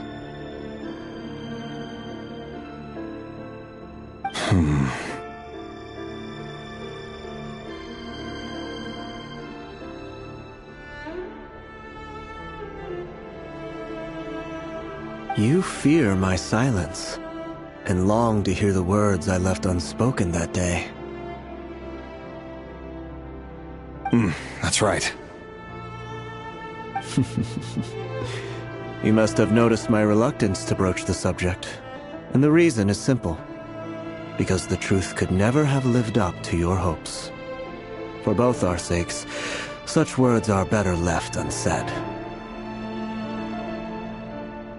The burden of prophecy was never meant for your shoulders.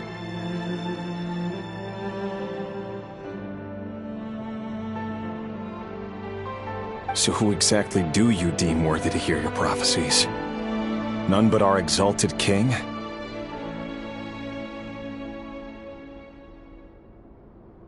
Or rather, our king as he once was.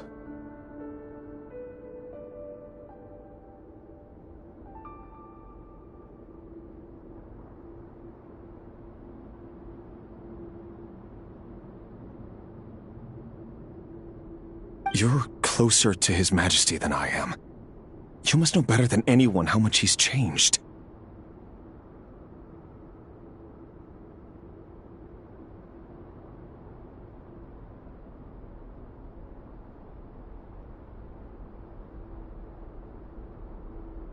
You say that as though it is to my benefit.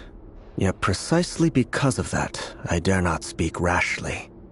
A king can turn out to be the most virtuous of rulers, or a tyrant more terrible than the most vicious of dragons. You are so wise and far-sighted, yet still you would have me live in fear of the unknown?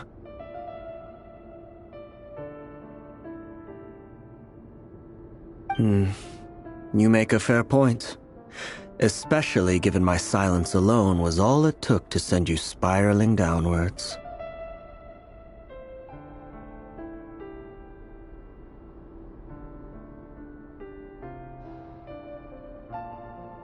Very well then. Let me offer you some advice. And I say this not as a prophet or a visionary, but simply as the brother of your friend.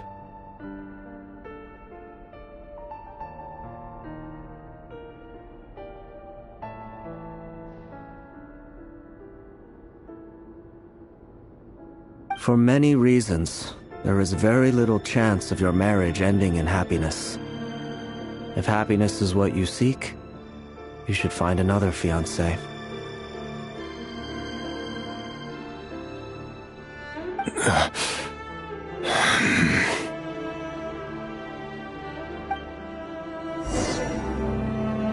Hold on. There's that same black fog again.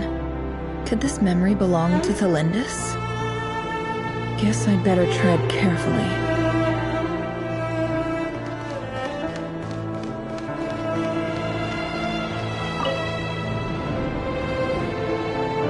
Wait. Hear me out. This time we finally got a clear look at his face and learned his true identity. His name is Rayrir, and he claims to be one of the king's guards. What did you say?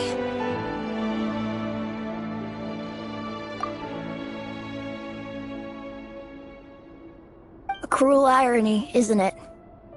The man you're set to marry leads a double life as a brutal executioner.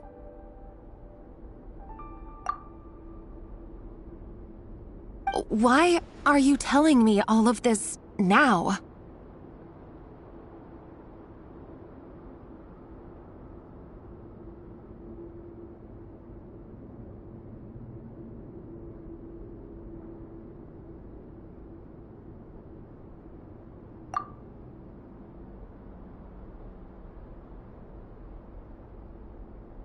Simple. It's because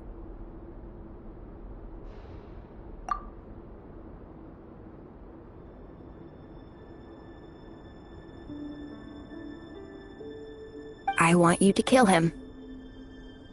You are the only person he would never suspect.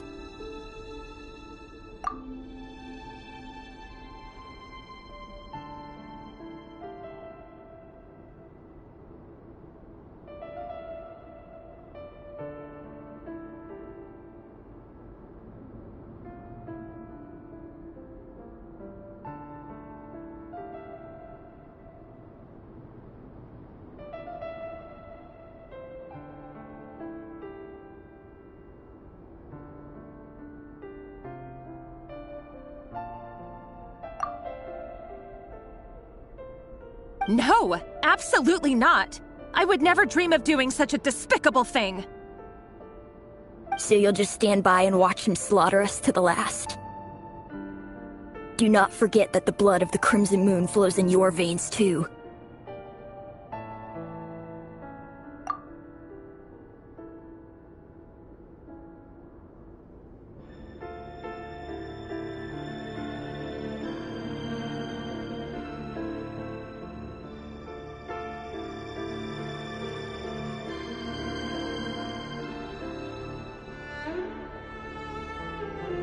The blood of the Crimson Moon?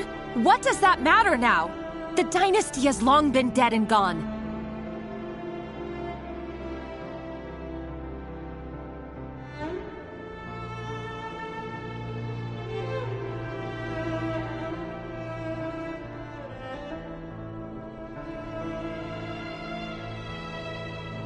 You think that alone is reason enough for me to throw away everything I have? Why wouldn't it be? You two were once a child of the Crimson Moon, just like me. Don't tell me you've never felt so much as a flicker of fury for the way we were trampled into the dust.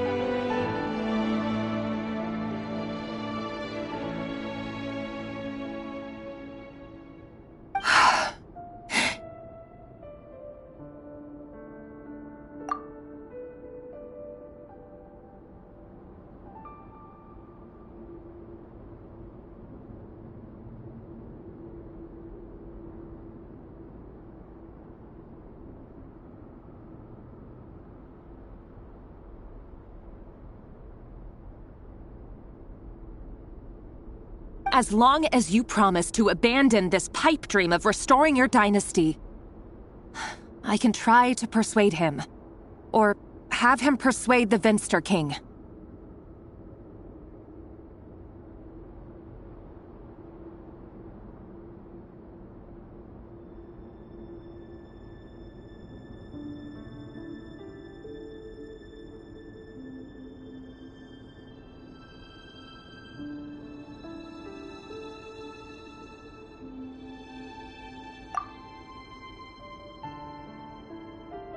Persuade the Venster King?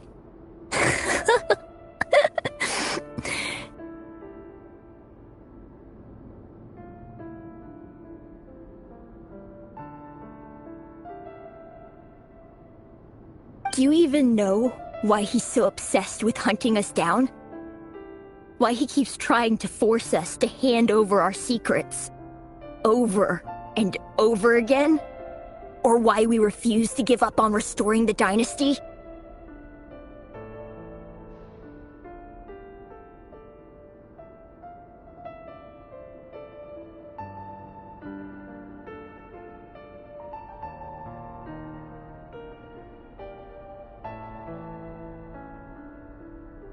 The Venster King.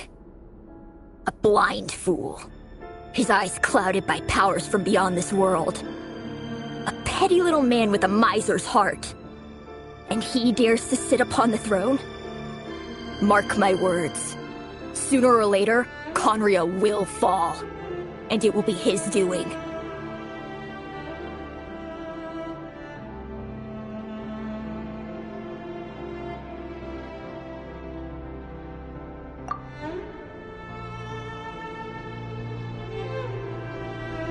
If you can't bring yourself to do it, so be it.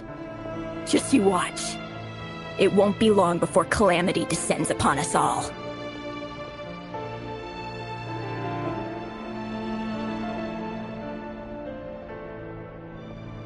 The Rayhir of Solnari.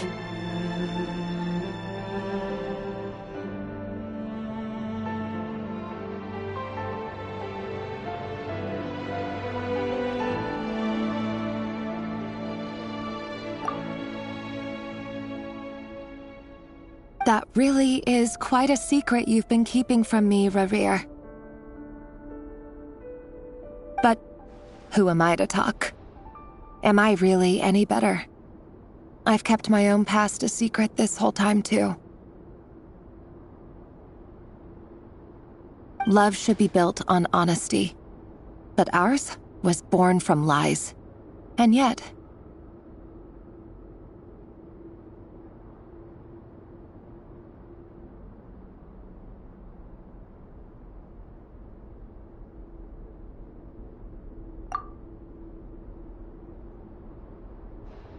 Is it really so wrong to hide things that would only make life harder? If we don't cover up the parts that no one else should see, how can we go on pretending to be normal? Vedifulnir must have known all this, and that's why he made his prophecy. In the end, nothing stays hidden forever.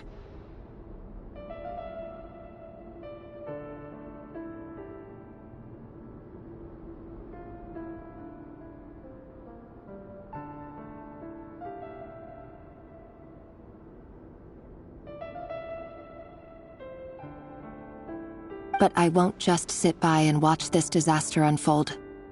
I'll do everything in my power to protect what I cannot afford to lose. No matter who I have to face.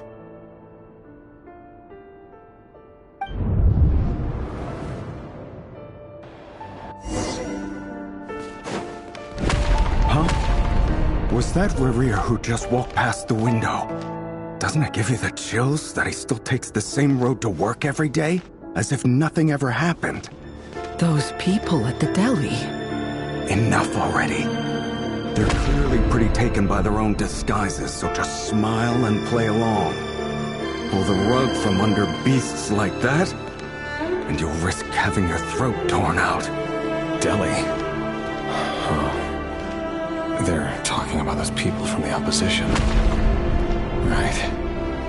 I'd almost forgotten they used to run a deli. People of no consequence always vanish so easily. And no one even remembers them.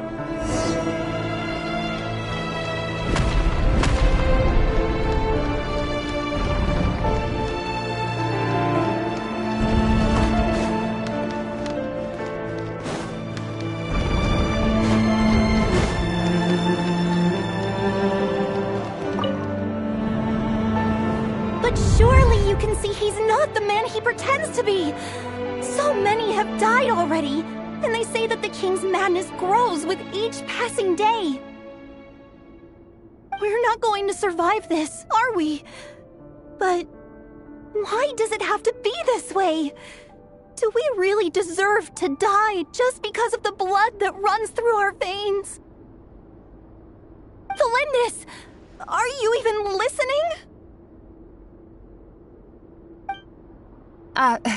Sorry, Freether. My mind was off wandering.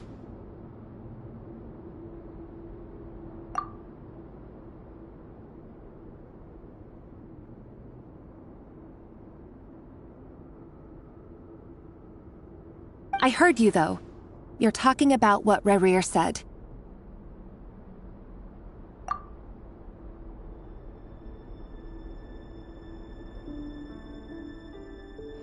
He's just following the king's orders. He's a secret agent, and it's his job to hunt down rebels and dissidents. By the time you first met him, he'd already taken lives. Maybe he was using you from the very beginning.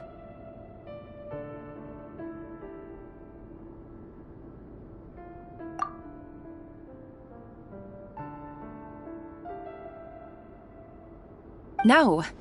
Rerir has no idea I have anything to do with the Crimson Moon. My family are only distant relatives of the main lineage, and besides, my eyes are perfectly ordinary. Truth be told, apart from my teacher, pretty much no one knows I have any connection to any of it. It's been a long time since my family severed ties. But as Orlog said, who could possibly talk sense into that raving lunatic of a king? No one!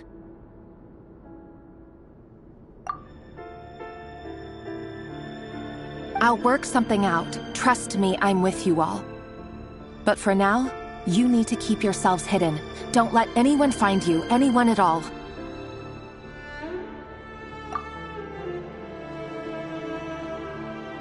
Don't forget that Rerir is an Eclipse operative. You need to be extra careful when he's around. And when I am too.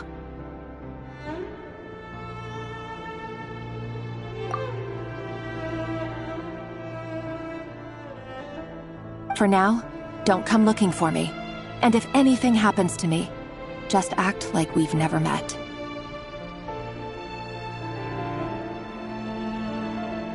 If even you can't escape this, what hope do the rest of us have? But after all this time together, surely he wouldn't lay a hand on you.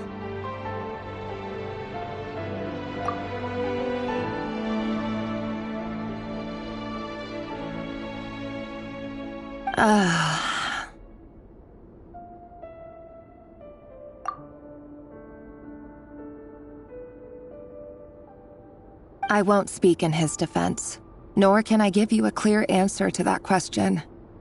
But I'll do everything I can to put an end to this. Here, hold on to this. If an opportunity to escape presents itself, take it. You'll be glad you took some spare change.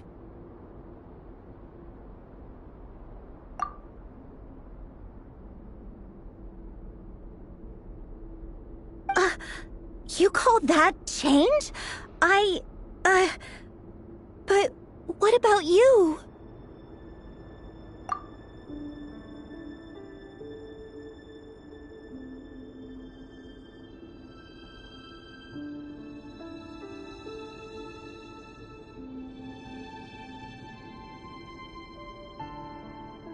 I've got a job, and there's still money coming in. But you can't go anywhere right now. Please think about yourself for once.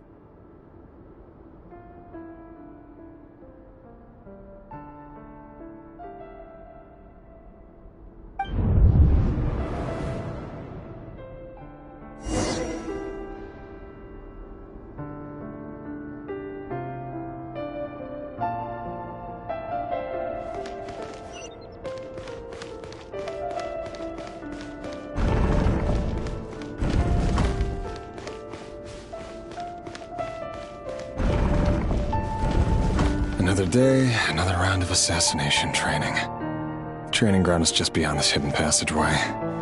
When you kill a person, doesn't it bother you when you end up covered in their blood? Why would it? Aren't we all just walking blood bags? But not everyone is accustomed to hunting down others like prey. You've been a hunter for so long now, you seem to have forgotten that most people don't just go around killing one another. Leave me alone.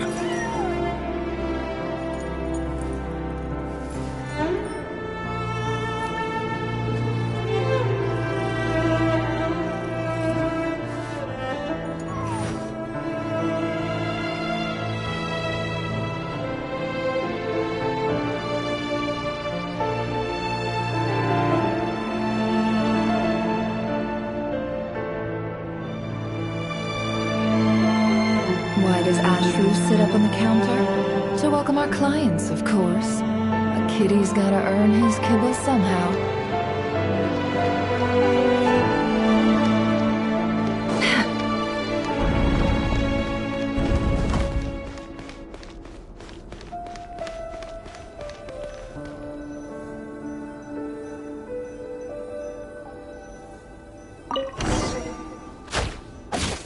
Make sure you have a firm grip on the handle.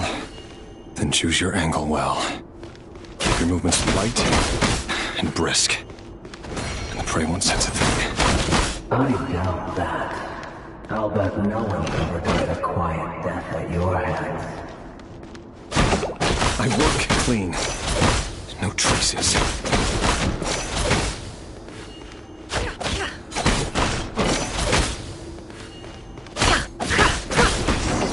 That doesn't make it open and above board, though. The thing happens to me right now. What if it doesn't? That won't happen.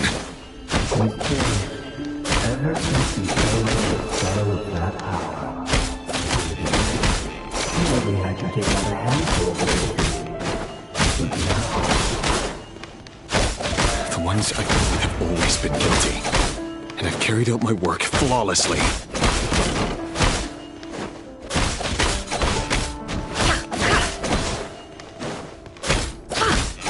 Can't hide the truth.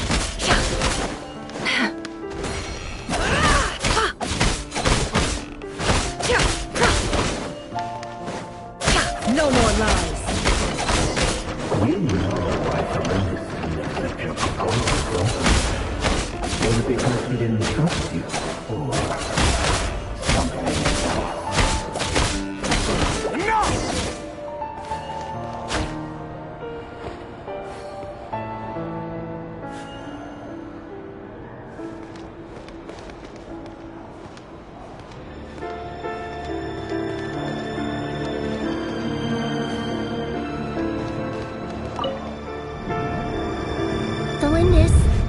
Do you still remember Orlog?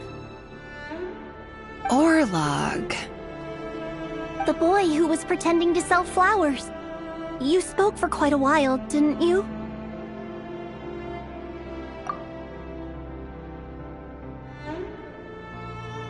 Yes, we did.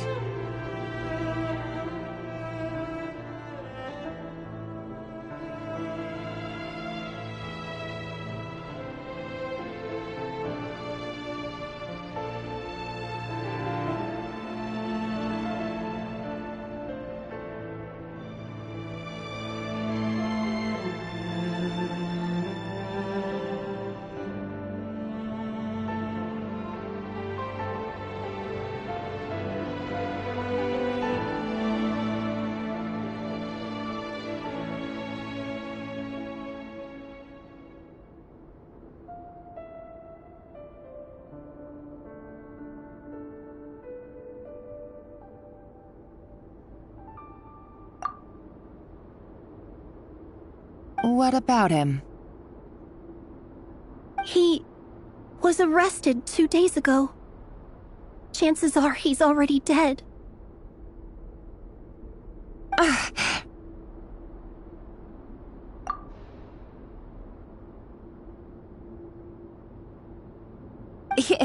He...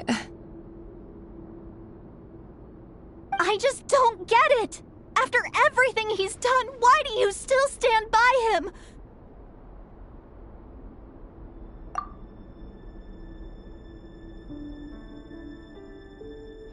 Or does it mean nothing to you that people keep dying?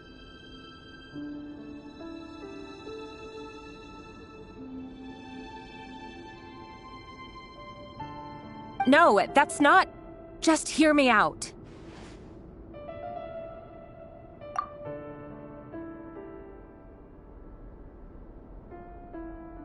I need to go now, Thelindis. They're looking for us. You take care too.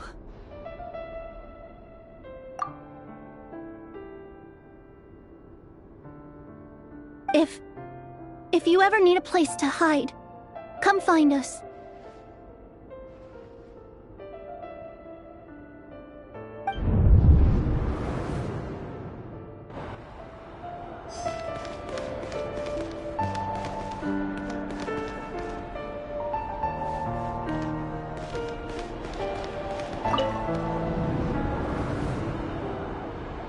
Author Thelindis. Over the course of this week, the research object was subjected to interference for a total of 47 hours for experimental purposes. The results are as follows. All subjects of observation that were sent inside have now... The situation within is proving more problematic than anticipated. No progress whatsoever. What now? Won't you give me even a glimmer of hope?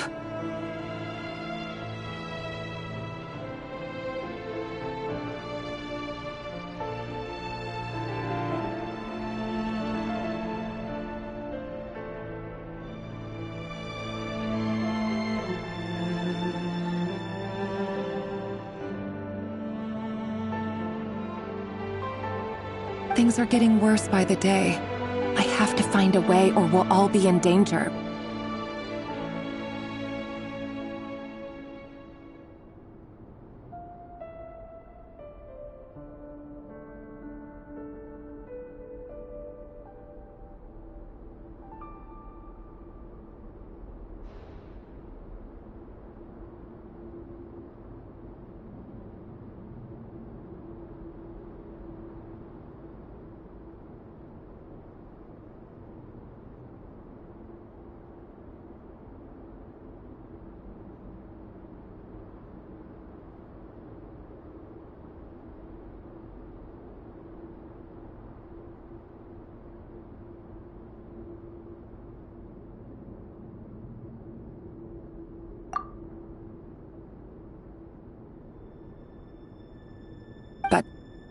But I...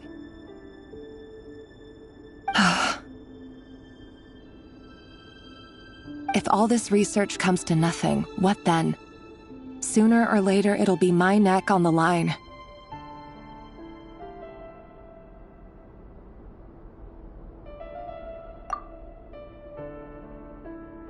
But could he really bring himself to kill me?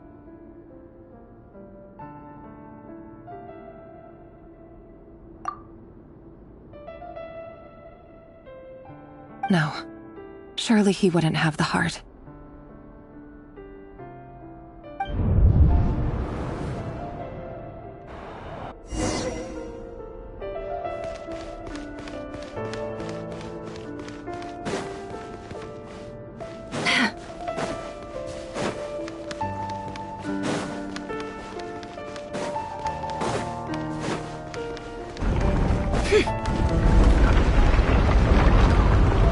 Why won't you just let us go? We don't even know each other. All we want is to live ordinary, peaceful lives. You want to live?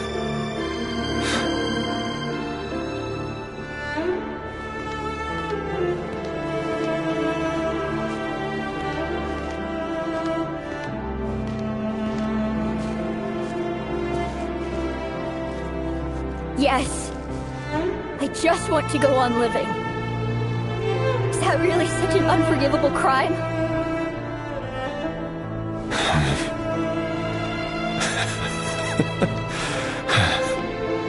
You want to go on living. I want you to keep living too. To keep living forever. That's why I have no choice but to continue on the path I'm on. If only some savior would suddenly swoop down and change the way the world is. Too bad it's not going to happen.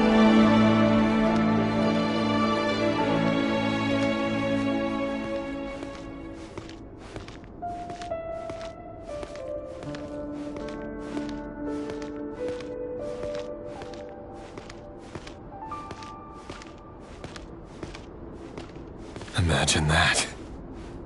If there really were such a person, you and I wouldn't be standing here like this, would we?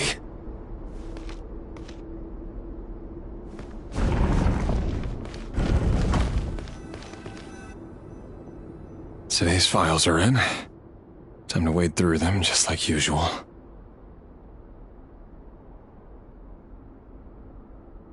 No, I don't get tired of it. It's my job. And not only am I lucky to have it, I'm good at it too.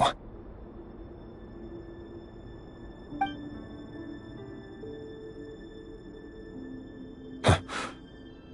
Wait.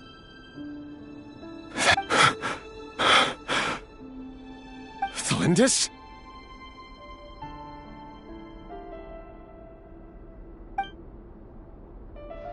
No. No! No! Why? But you bear no mark of the Crimson Moon! How could you possibly have anything to do with them? It cannot be!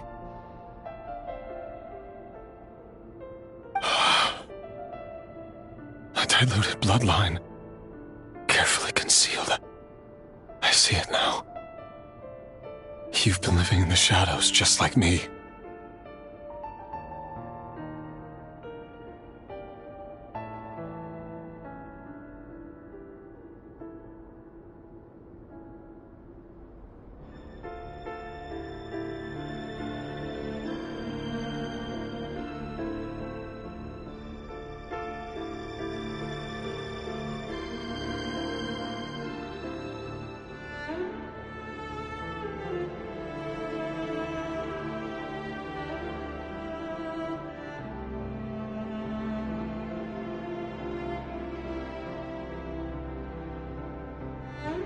What a fool I've been. Numbing myself with talk of justice. Even imagining my friends would back me up. But in the end,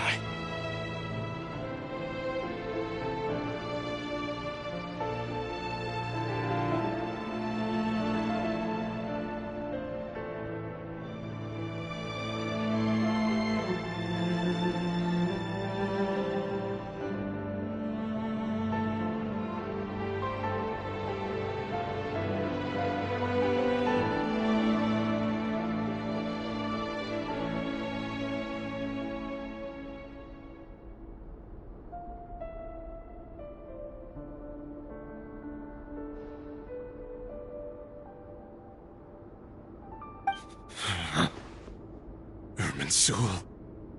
Finster King! How far are you going to take this? From the direct bloodline to secondary offshoots? And then what? Today it's the descendants of the Crimson Moon. Who will it be tomorrow? Will you not rest until everyone down here is dead? No. This cannot go on. This is where it ends.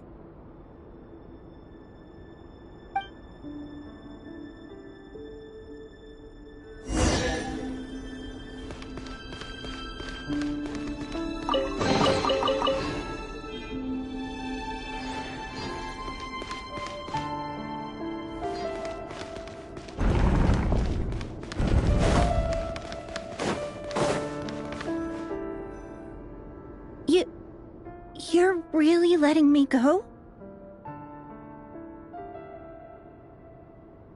I am. As long as you can guarantee that no one will find you. Don't worry, I'll be extra careful. No one will know I was here.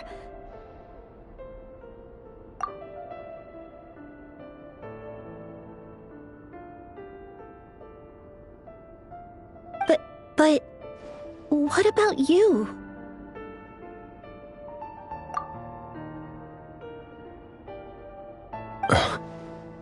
Me? If you let me go, you won't be able to complete your mission, will you? Good point. In that case, maybe you should stay. No, please! I just want to see the outside world again. To...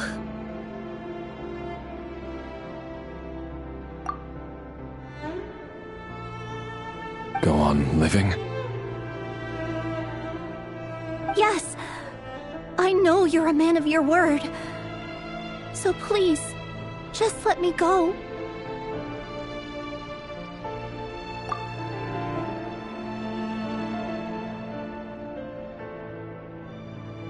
If I let you leave, what will become of me? Just kidding. Go, now. But remember, don't let anyone know you were caught. We'll be seeing each other again very soon if you do.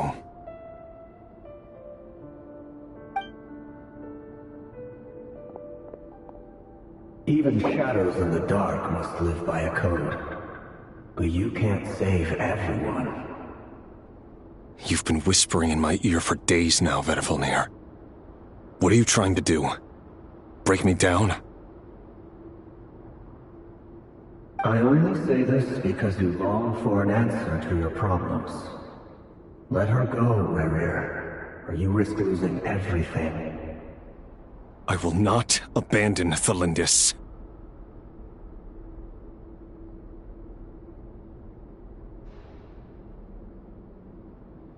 Then you'll need a little more vigilance and a lot more power. The world is changing, Rerir. Keep your eyes peeled for your moment of opportunity. That voice used to be so unclear, but now I know exactly whose it is. It's Vedalfnir.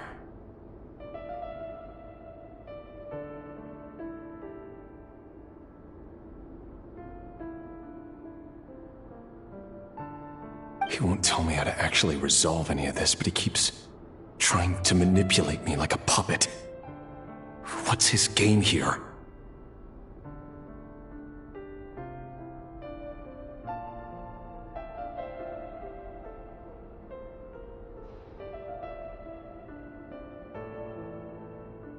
Tell me then, what will this moment of opportunity look like?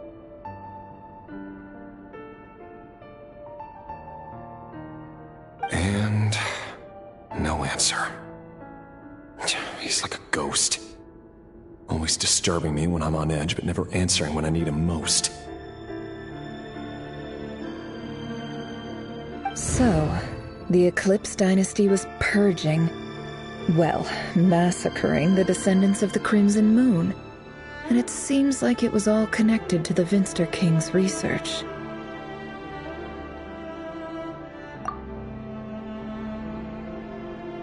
The king's obsession with abyssal power left the future of Khaenri'ah hanging in the balance. No wonder every aspect of Rerir's life was so unstable.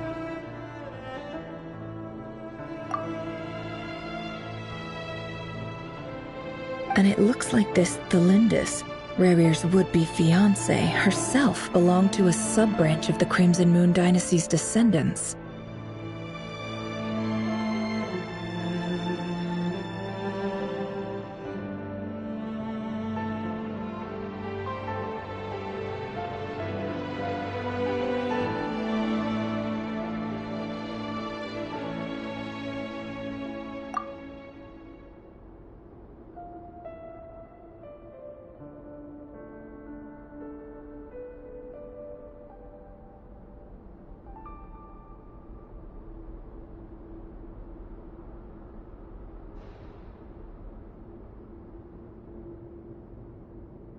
It almost defies belief that a couple like them could hide the truth from each other for so long.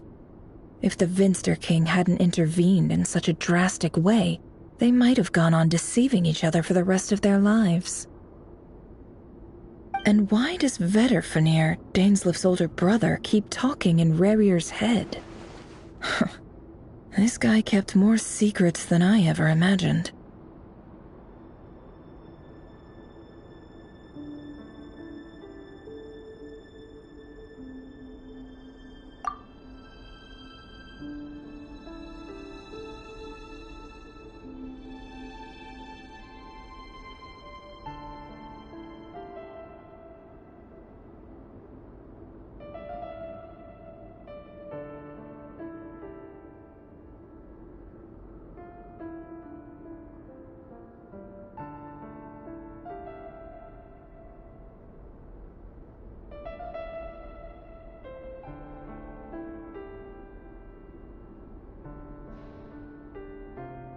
The human mind is like a vast desert of shifting sands. When you follow the flow of someone's memories, you only ever see the parts they're willing to let surface. Time for something a bit more creative. We've been inside Rerir's mind this whole time, building up a picture of his psyche. There's already enough clues on the board to start reading between the lines and mapping out the rest.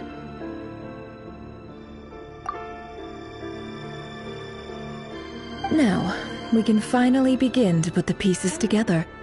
Sure, it'll only be a reconstruction, part simulation, part reasoning, but it's usually pretty accurate.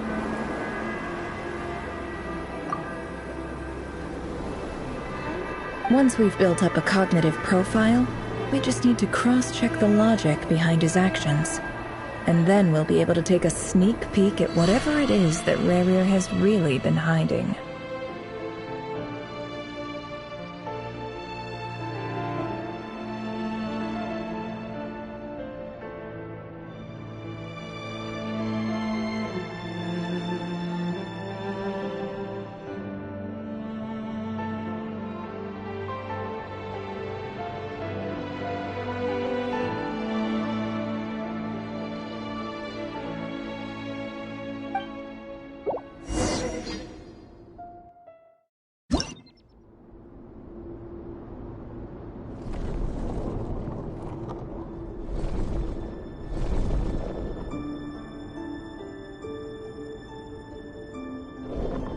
Rerir, are you there?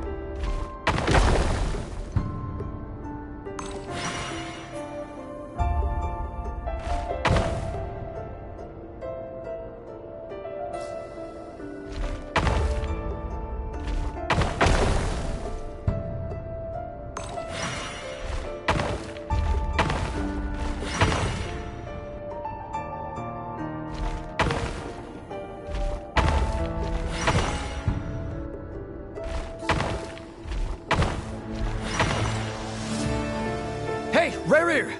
Come out, it's urgent! Dane?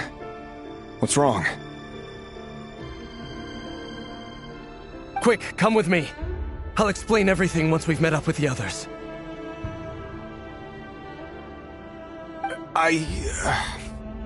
Okay. I'll come. But the Lindis is still over at the Universitas. I'll need to leave her a note. All right then, but make it quick. I've never seen Dane so worked up before. Whatever this is, it must be big trouble.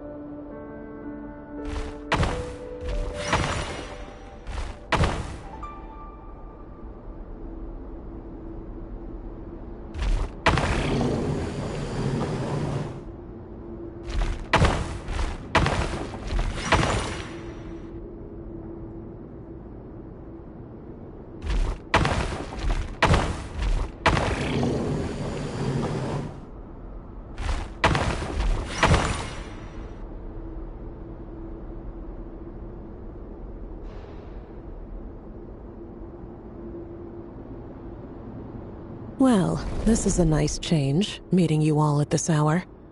When men and women of ambition can speak face to face in broad daylight, I say that's a big step forward for our dear Conria. Don't be ridiculous. We do not fear the day. Why would we seek refuge in the night? You might ask your blade that same question. I'm told it prefers the cover of darkness.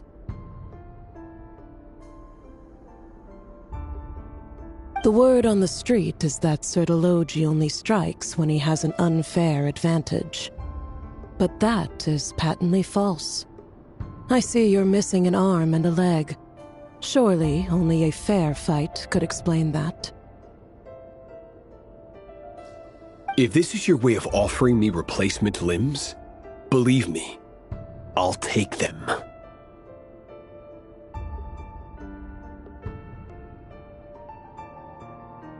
Oh, Oh, we can certainly discuss that. With bioalchemy, anything is possible. Assuming I have your full support in my research.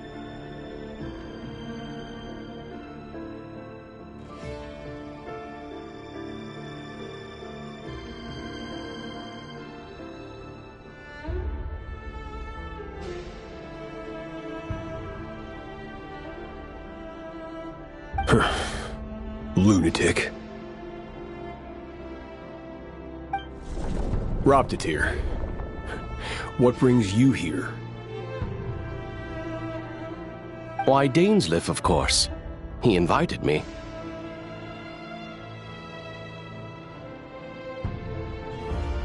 Please, cast aside your apprehensions, Miss Rhindaughter. Whatever the rumors may say, I am but a humble servant of the king, and I can assure you he affords me no greater convenience than he does you.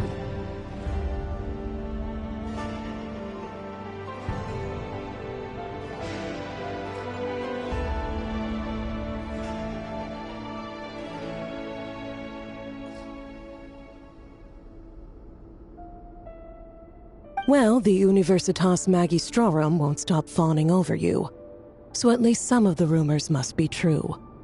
You're clearly doing well for yourself, so drop the humble servant act. It endears you to no one. You're president of the Universitas Magistrorum, the chief royal mage known as the Wise by royal appointment, and by far the most favored among the 4 pillars of Conria.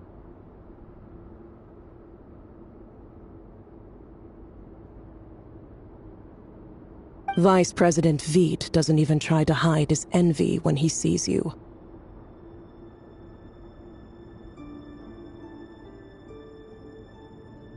My success is the product of hard work and good luck.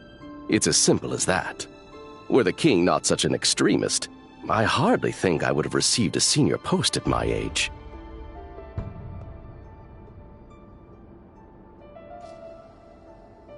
Of course, no job is without its gripes. Serving a king like ours can be a challenging task, as I'm sure you can imagine.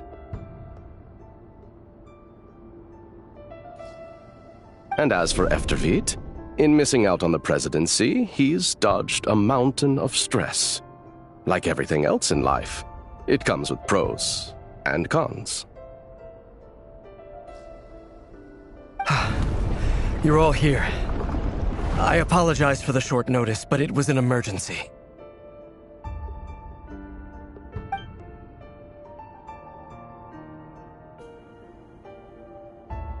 You must be Rarir.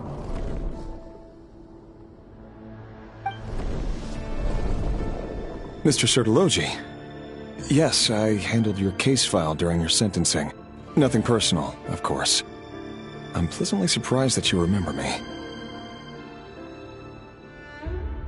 You're clearly a person of substance if you've been invited here. But Dainsleif, you'd better have a very good reason for convening this little gathering.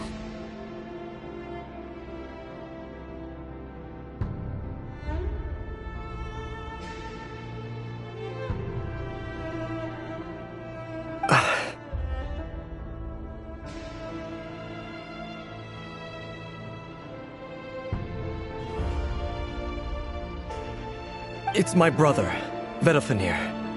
After he spoke at the court this morning, the king was so infuriated by his words that he had him blinded in both eyes and thrown in prison. Vedofenir in prison? Strange. I thought the king trusted him and Roptatir more than anyone else in the world. Does this mean the king's circle of trust just got even smaller?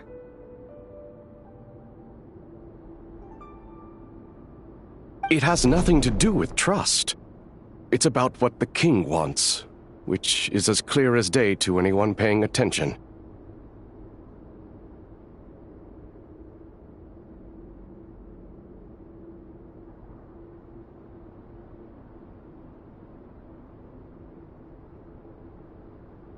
I simply appease him, because it's in the best interests of the Universitas Magistrorum. And also because you're slimy. Vedafilnir, perhaps less so. But still, a visionless visionary? It rather inclines me to think that qualifications are not what get you ahead in Conria.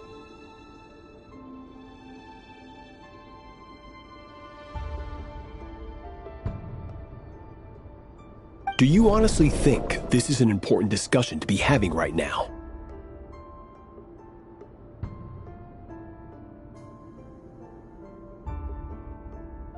Dane, what are you planning to do? Rescue Vedafilnir, I assume. Correct. It will mean storming the palace by force. Tonight. I need all of you on my side. That's far too dangerous. And don't forget, Dainsleif, you're captain of the Royal Guard. You swore an oath to the throne. You've been planning this for a while, haven't you? I have no desire to commit treason. But whatever critique the king may have of Vedafilnir, disfiguring your most loyal subject for putting the best interests of his court and nation first, this is not the conduct of a wise ruler. My blade will force the king to see the error of his ways. So, Vedafilnir's prophecy enraged the king. I'm sure it wasn't what he wanted to hear, but if he won't take counsel even from the visionary, that is deeply troubling news. The extent of His Majesty's madness is now all too clear. The question is, how does a man like me get out of this situation unscathed?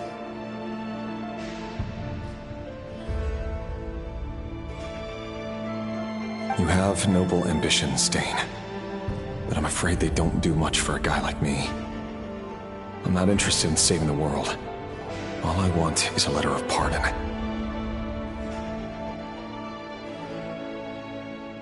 A letter of pardon? For whom?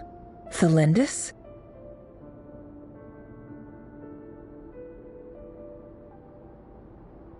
The chances of the Venster King issuing a pardon for anyone connected to the Crimson Moon seem vanishingly slim.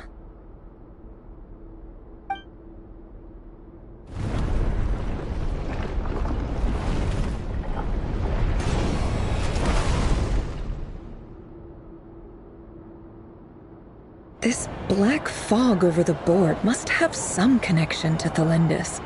But why is it taking this form? Does it have something to do with Revir's past? Another mystery I'll need to unravel.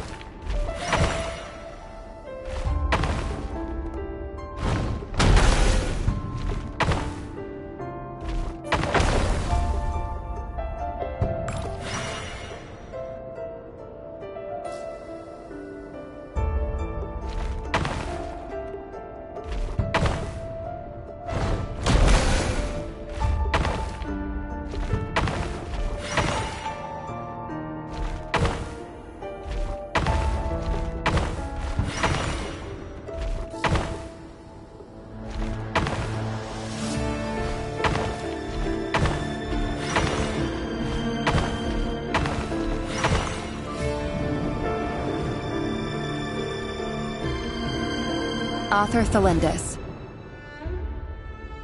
Over the course of this week, the research object was subjected to interference for a total of 60 hours for experimental purposes. The results are as follows. Research dating back to the Crimson Moon Dynasty has established 2 points regarding moon marrow.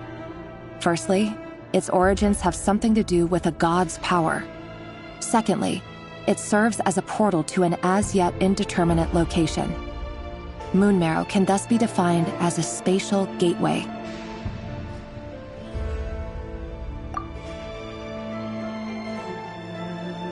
However, there are a number of hurdles to overcome before we can answer the question of where it leads to. To start with, opening the gateway requires a specific power source, which the relevant literature indicates. An enormous amount of power is then required to keep the gate open. Currently, the total power output of our instruments remains in the single digits. To make matters worse, I am now the only staff member remaining in the Moon Marrow Lab.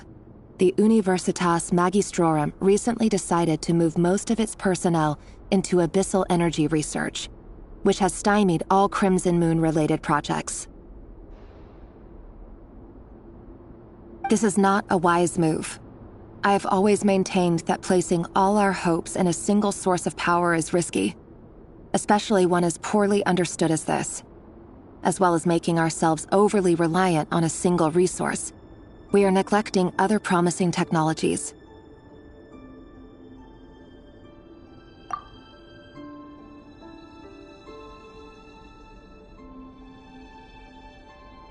I apologize if this comes across as disrespectful.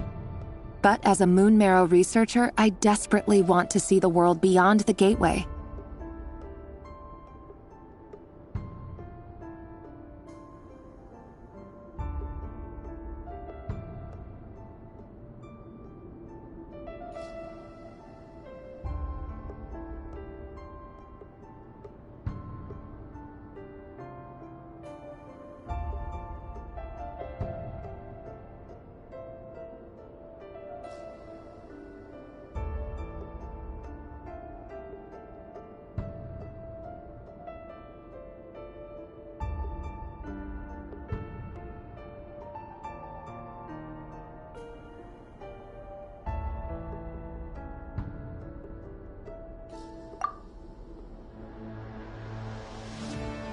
If we really made it there one day, what would we find?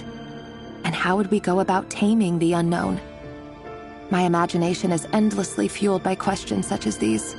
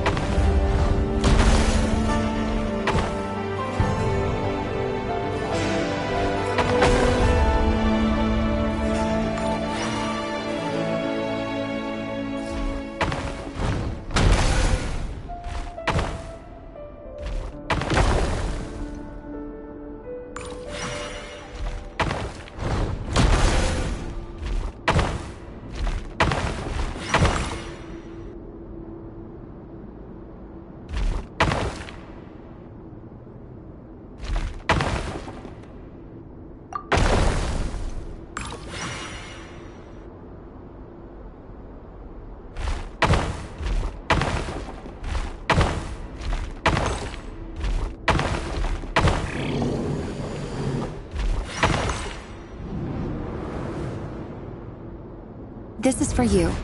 I heard you're gonna leave the city with your parents. Valindis, did you hear about what happened?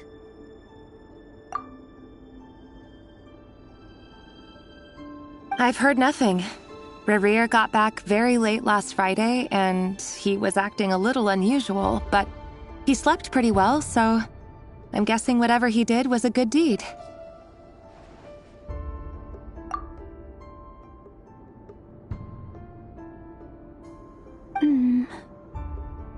You never saw him, and I don't know what he did. And this conversation never happened. You understand?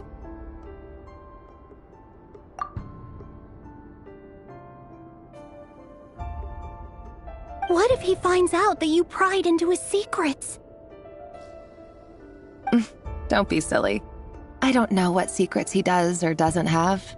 All I know is he's just a normal guy who happens to run some errands for the king.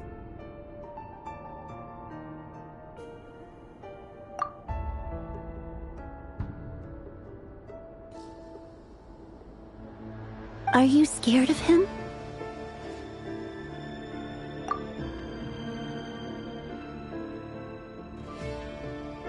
I don't know.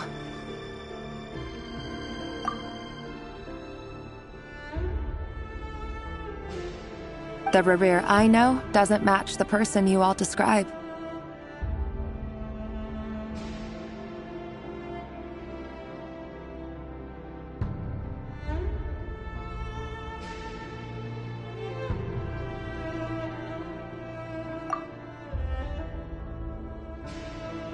Logically, I should be scared of him.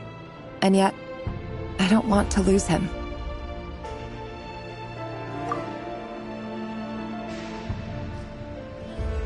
But enough about that. You should get going, and be careful with the package I gave you. Keep it secret. Keep it safe.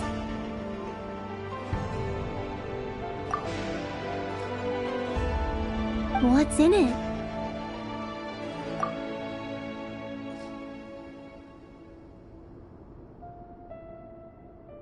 A piece of the moon. All you need to know is that as long as you keep it safe, then in the future, everyone will be able to see a red moon.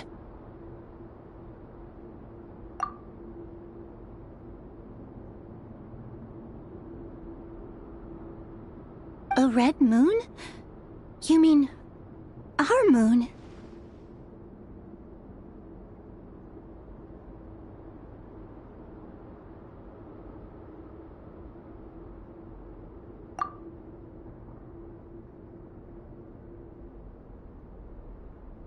That's right. Our moon. Promise me you'll look after it.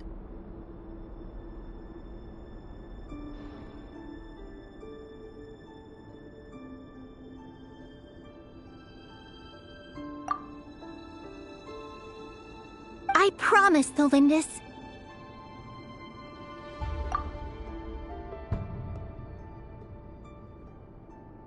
The Crimson Moon bloodline will never die out. Its light, the color of blood, will become like a fire that flows in our veins.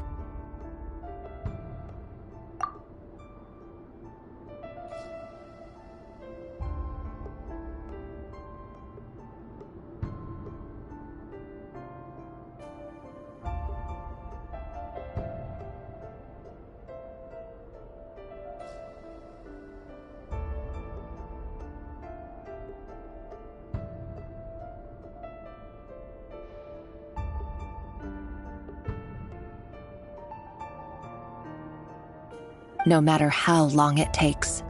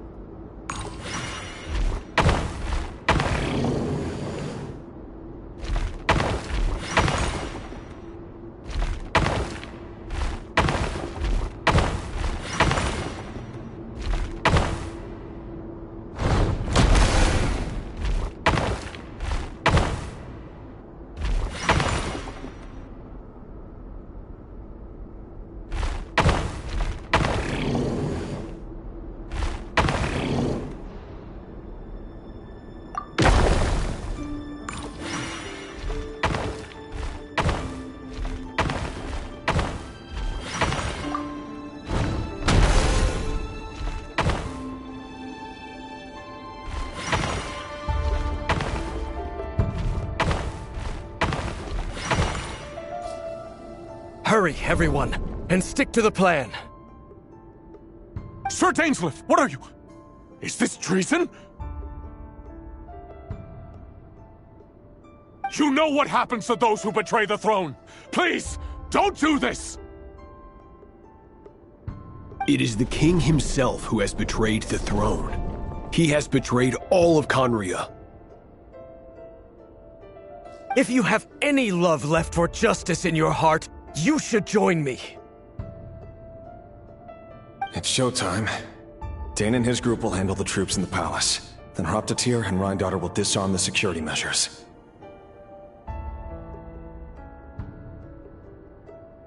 My job is to enter the prison and rescue Vedafilnir.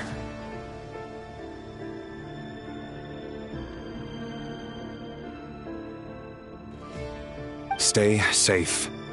Wish me luck. Look after my brother. Draw your blade. It is time for justice to prevail.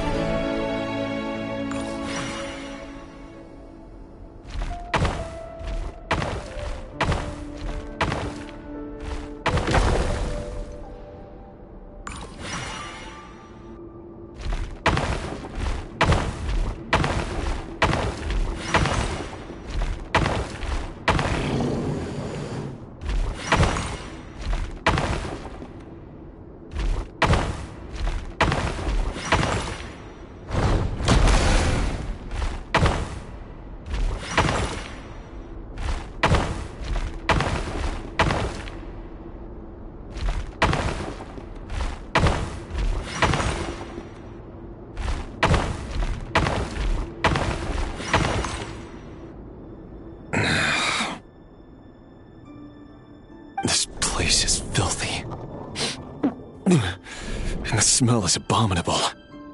Clearly, the king doesn't allow his prisoners a single shred of dignity. This is dire. Found you. Hello, Mr. Vedafilnir. Ah, it's you. Surprised? Oh, wait. I guess surprise isn't an emotion that prophets feel very often. I certainly felt some surprise in the moment when I was blinded. Surprise at the king's sheer ignorance. Surprise at just how unfairly this world responds to words of earnest remonstration. I'm curious. What did you prophesize this time?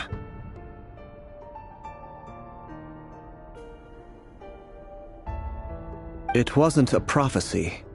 It was a word of warning. Someone had to say it. The king has forsaken all reason in pursuit of his obsessions. I simply told him that if he continues on this path, Conria will surely fall.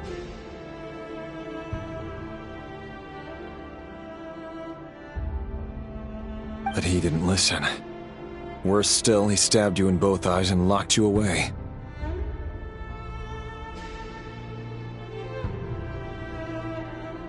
Dane asked for my help.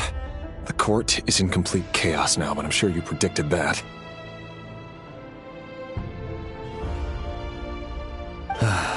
Everything is transpiring as I foresaw.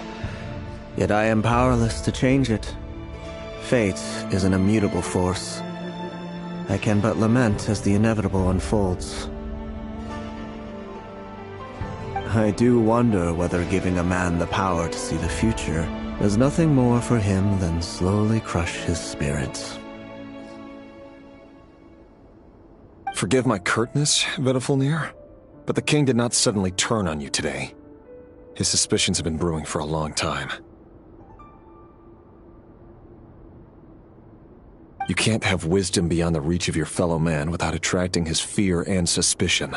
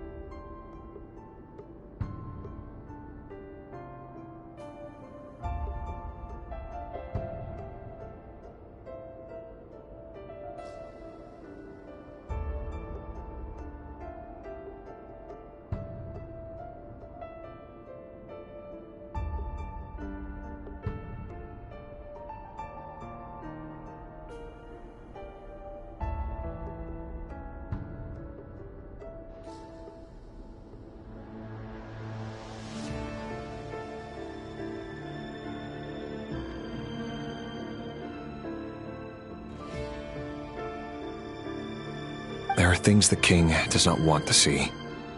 So, he doesn't want you having visions of them either.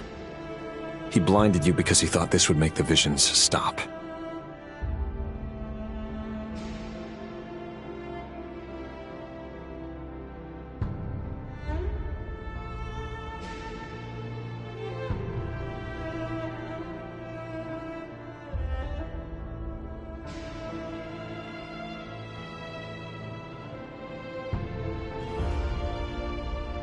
He wasn't entirely wrong.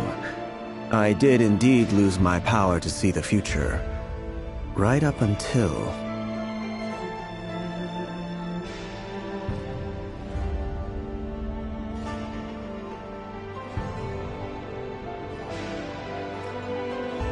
Until what?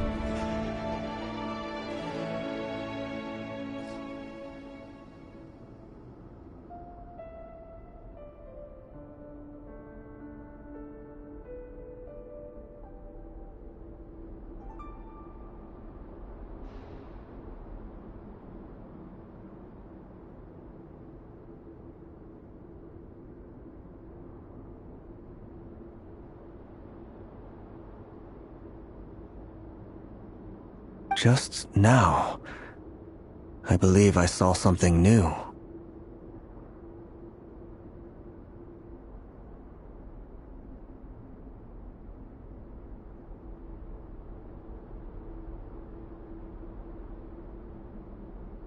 Well, tonight could go a lot of different ways. 5 of us banded together to storm the palace, also we could rescue you. This will go down as the most tumultuous day in Conrian history.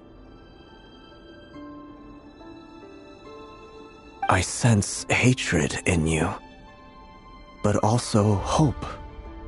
A desperate hope that with the tyrant deposed, that will be the end of the story.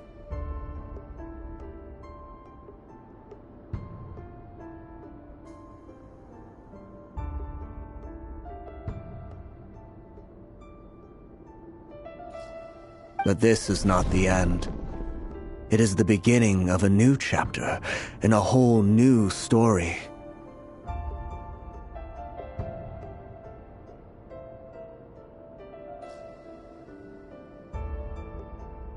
There are many men of honor and courage in this world, Rerir.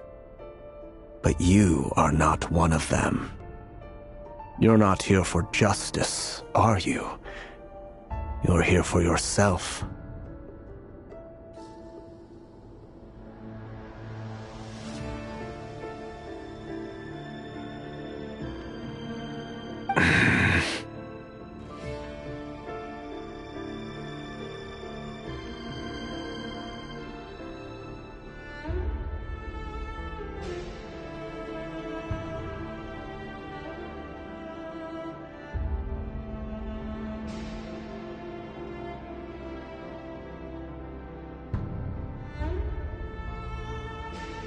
Is that a dagger? Interesting. Why not the polearm? It was always your weapon of choice.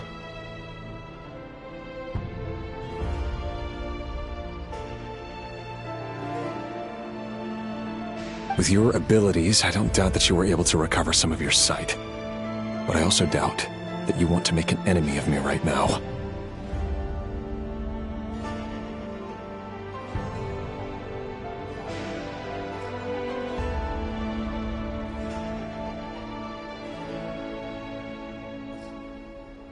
Of course not.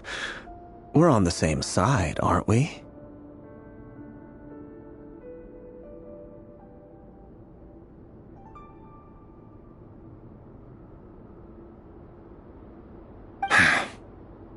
We could be.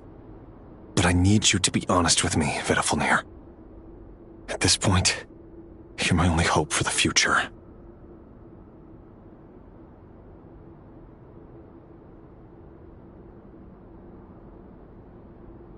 You mean your future? With your beloved, Felindus?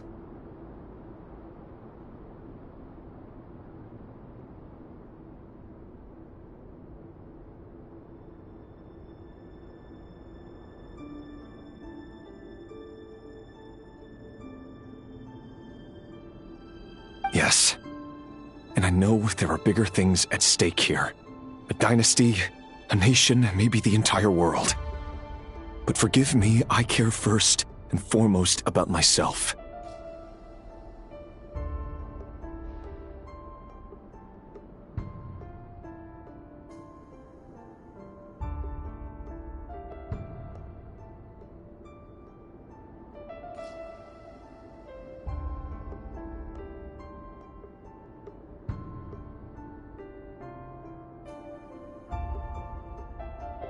I can't abandon the one I love to save myself. I just can't do it. But you see a broader picture of the future than I. You see the solutions to the biggest problems of our age. So tell me, what is my solution? What's the answer? In matters of fate, answers are either right or wrong. What will be and what will not. Maybe you are willing to pay a certain price in the pursuit of happiness, but unfortunately, fate does not negotiate.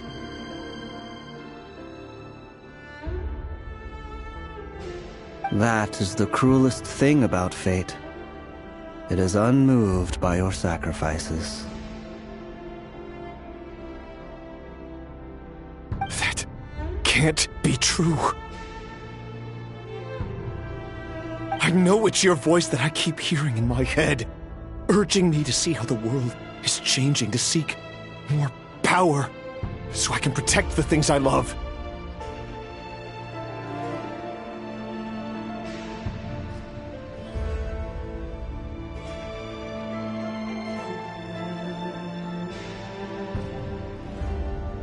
You show me disaster, but you won't show me how to avoid it?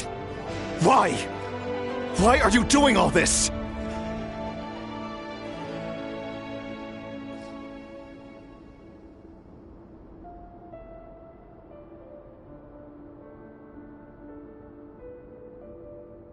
My voice? In your head?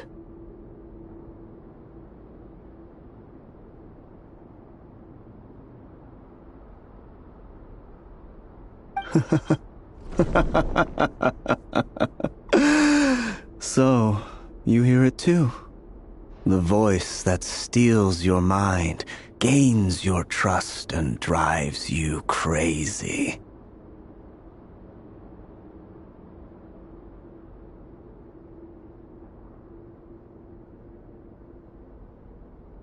It turns out that we are not so different, you and I.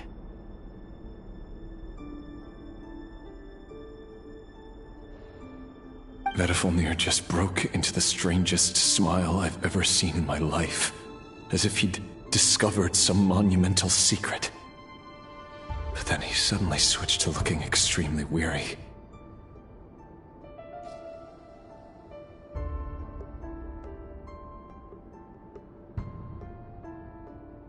Very well then. My advice to you is as follows. You must persevere. Whatever trials and tribulations you may face, be steadfast in the belief that they are your path to the future.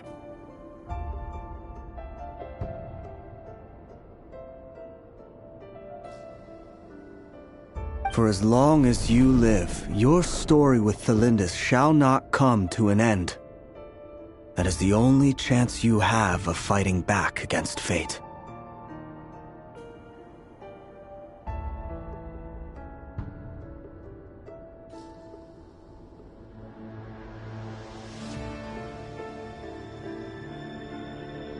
It is up to you whether you believe my words.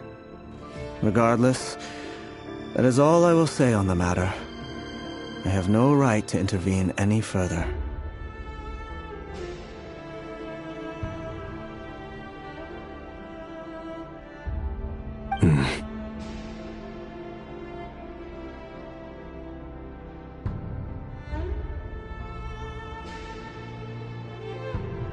I will hold you to your word.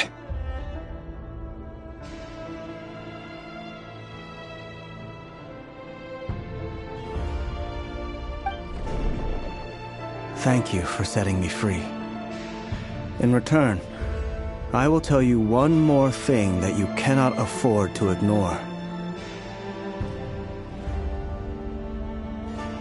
Just then, a strange wave of energy rippled through the city. We had no idea what it could mean.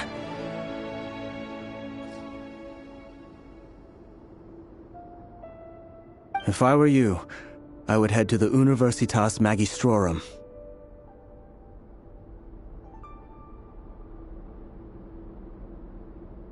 The Universitas? Oh no! I'm sure we'll be seeing each other again very soon, Rerir. Whatever Vedifalnir said, I didn't catch it. I didn't even help him out of the prison.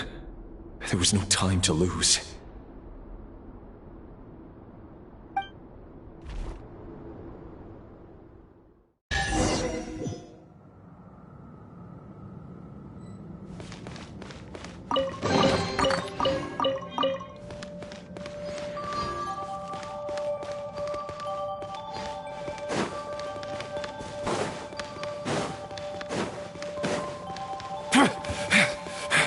Monsters? Is this Rhindaughter's doing? Or the Universitas Magistrorum? Out of my way!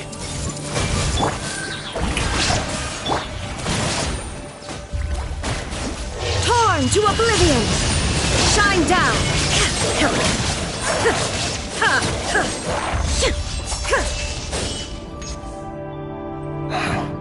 The Universitas. That reminds me of a rumor I once heard.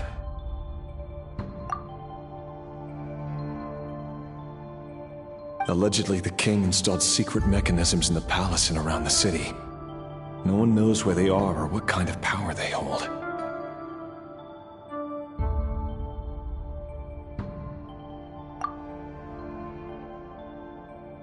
But if they were ever going to activate, it would probably be on a night like tonight.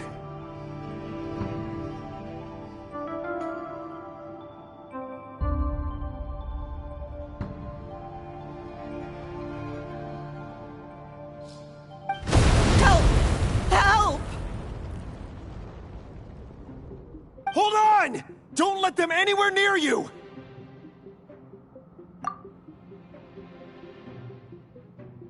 Save me! I can't! Ah! That sounded like an explosion. So, the rumor is true? The king really went through with it. What other means does the king have at his disposal? They must run on power from the abyss. And given it's a major center of abyss research, anyone over at the Universitas will be in grave danger. I have to hurry!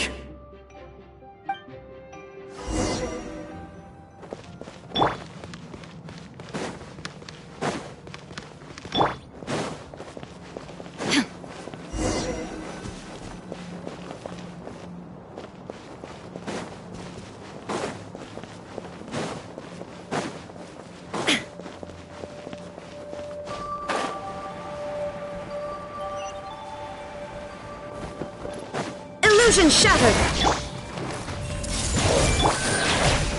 Strike a pose! Can't hide the truth. Let's see tomatoes. There is no escape! This is trouble! Yoo-hoo!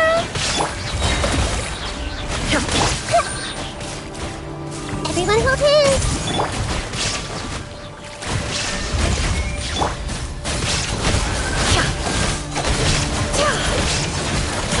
Let's see tomatoes.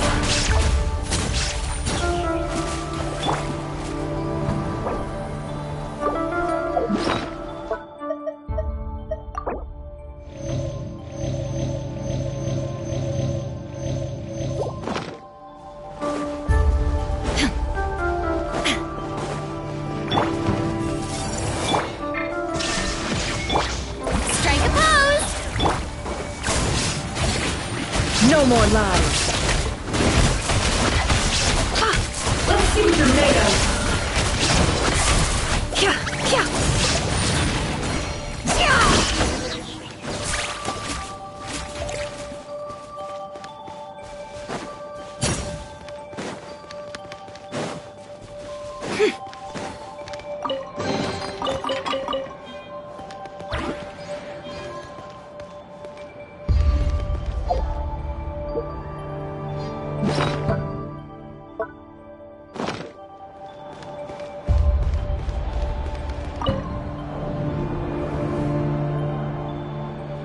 Monsters! At the Universitas Magistrorum? Why now?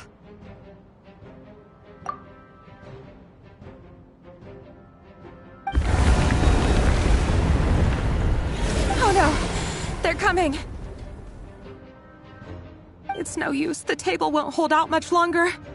The weapons. Where are the weapons?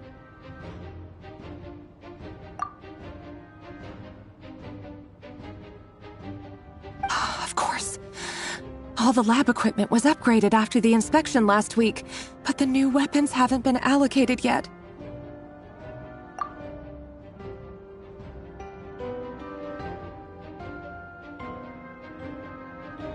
I'm done for. Is anyone there? I need help!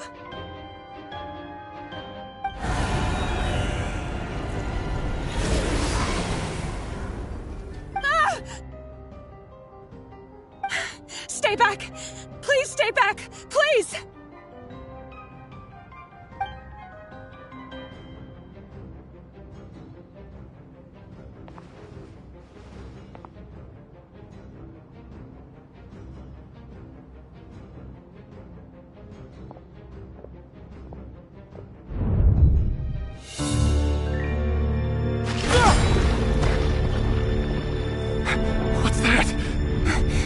Red Rear! So the rumors about your work are true. What? No! Listen, something happened at the palace tonight. We have to leave! You don't need to lie to me anymore. What do you mean? I know why you're worried, and I will respect the decision you've made. But it's okay, because I found a solution. I know how to end all this. You can have it back. The normal life you so desire. But until then, I'm afraid our wedding will have to wait. Felindis? No, don't do it! Felindis! Silence!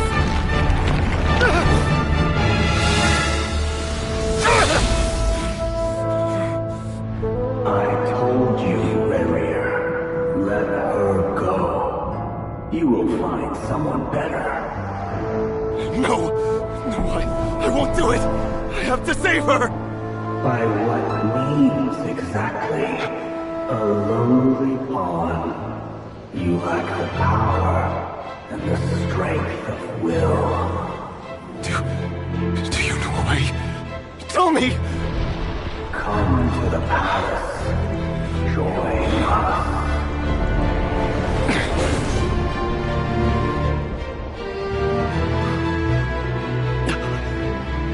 Rarier, thank goodness we... Step forth and take your share. You made it. Not you too.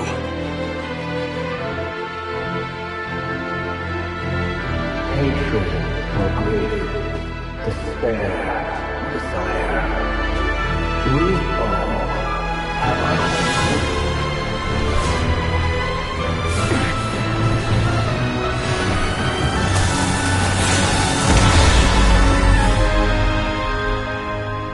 Rarier. Rarier. Flinders? Were you daydreaming?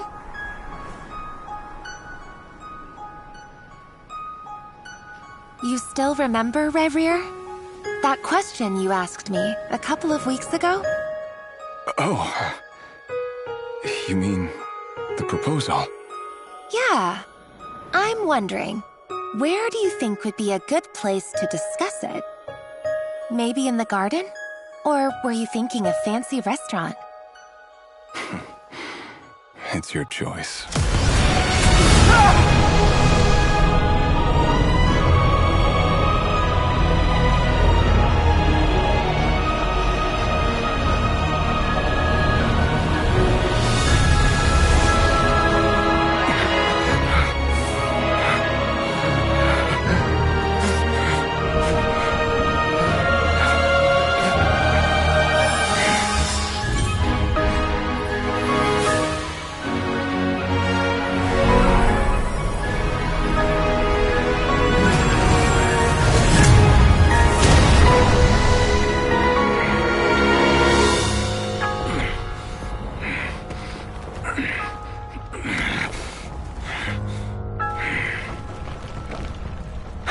Find you.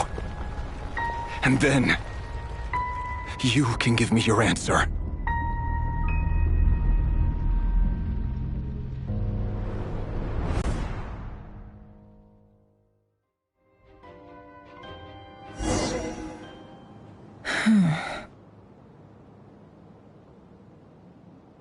So that's how the Raker of Solnari was born.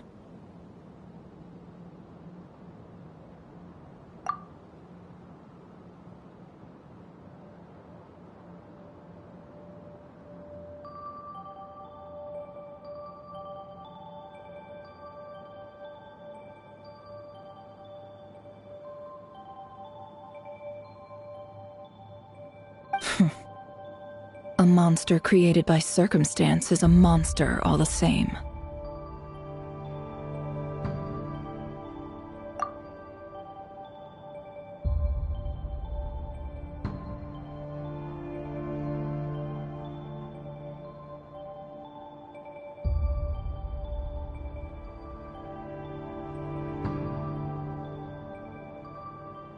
Viewing other people's thoughts for too long can get uncomfortable. Right now, I'm feeling a strong sense of loathing.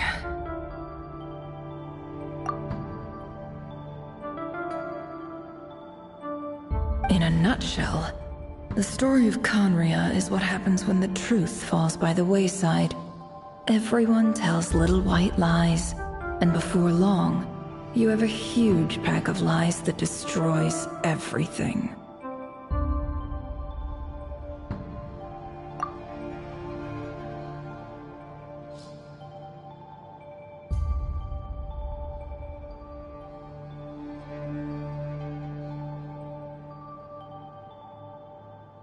Phew. Time to get back.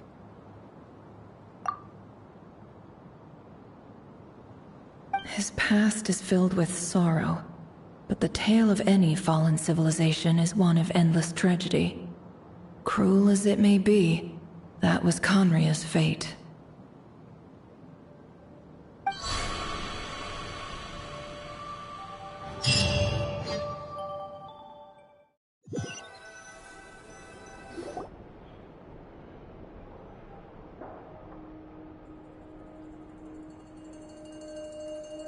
Everyone, I'm back.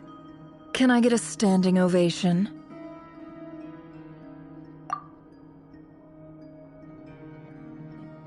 Never! How are you holding up? Feeling okay?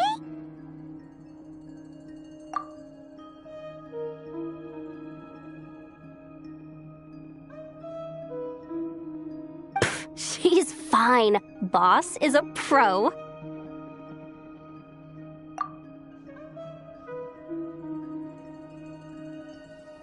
Yes, I'm fine.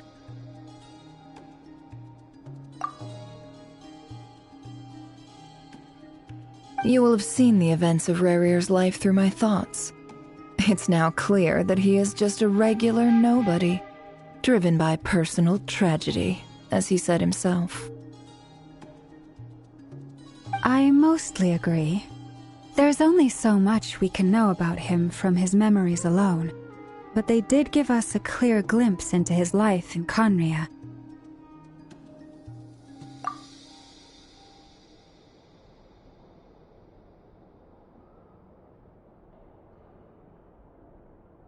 However, I would not consider Rerir to be a nobody. He was deeply involved in the events of that era. Yet, when the catastrophe of a generation strikes, nobody is safe.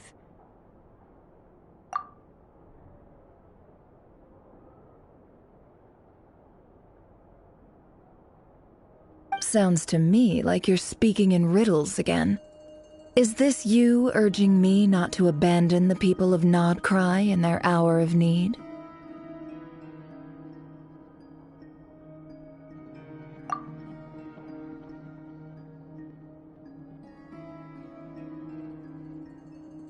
That's not what I meant. Although I do hope you choose to remain a part of the plan. Without you, the mission ahead will be all but impossible.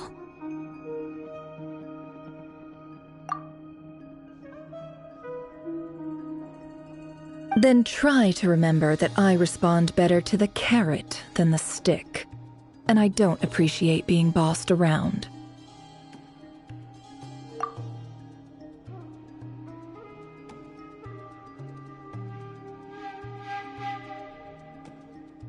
Now, as for you, Missy, you were excellent. You stuck to the rules of the ceremony and kept your mouth shut the entire time. Bravo.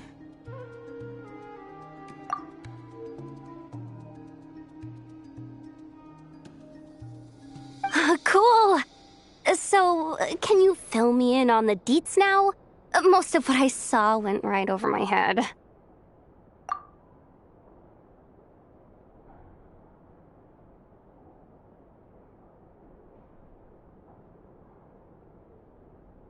Patience. You'll hear the whole story, don't you worry. But let's meet up with the others first. It will save me narrating it twice.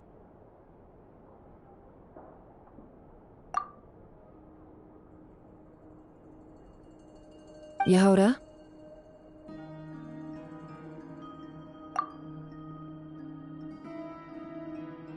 Yes, boss! Let me get that door for ya.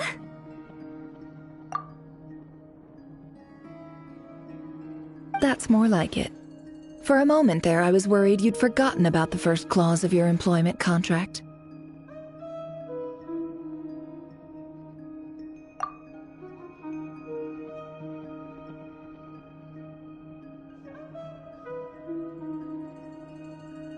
Forgive my curiosity, but what does the first clause say?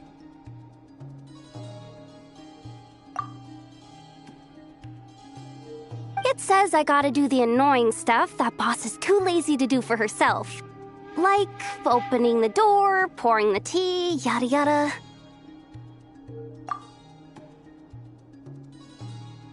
Is that right?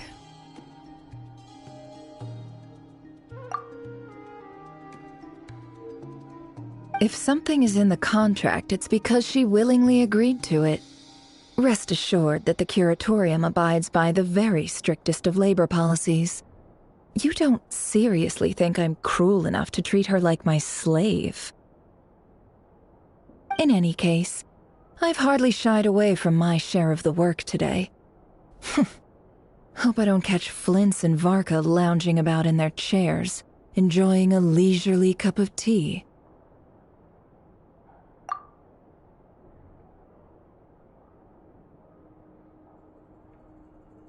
There's nothing I dislike more than other people enjoying themselves while I'm hard at work.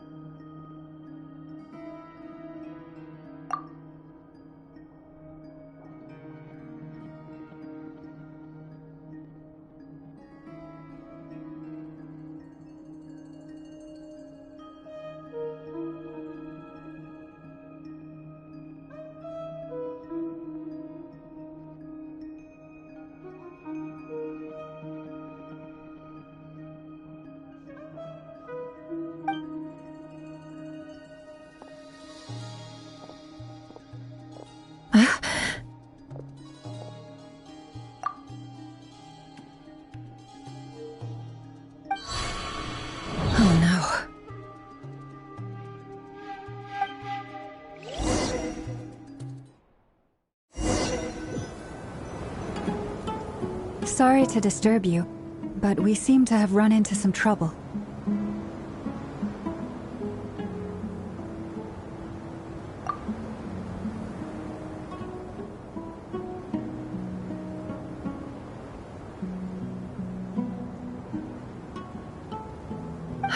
Evidently so. Don't worry, I'm not about to leave you to fend for yourselves. I'm not that kind of boss. And it would go against the Curatorium's labor policy.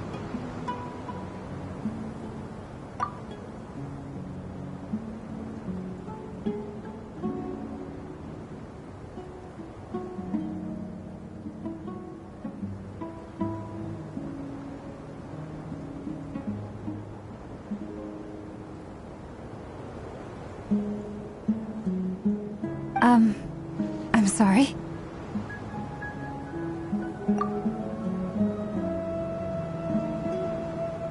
What did you hear me say? I wasn't talking about labor policy.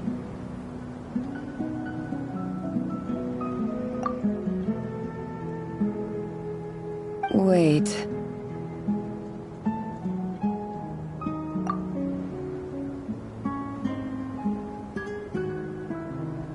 How long have I been standing here?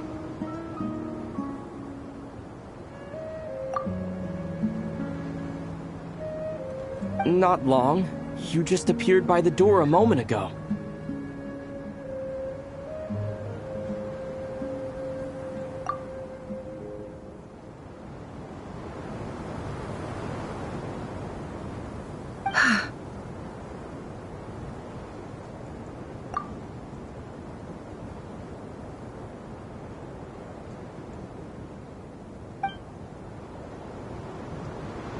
Boss, what's wrong? You look like you've seen a ghost.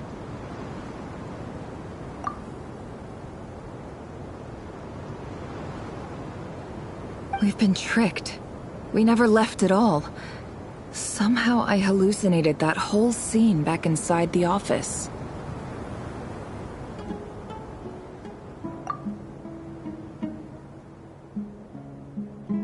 Hallucinated? But how?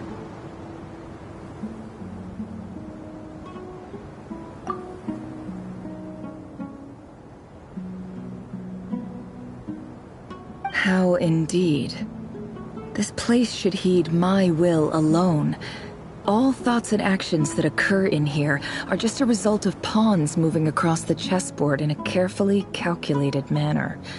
And nobody has access to this chess set but me.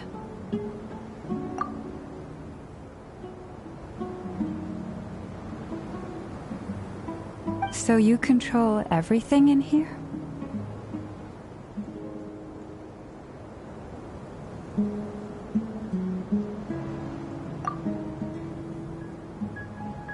More or less. But yes, it's a special technique of mine.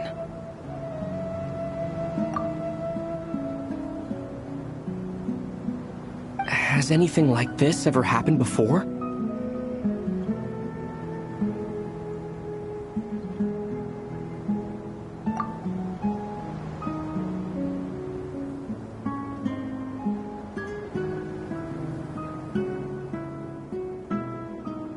Only once.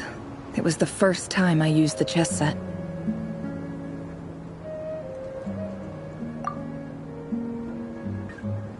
Is there any similarity between what happened then and what's happening now?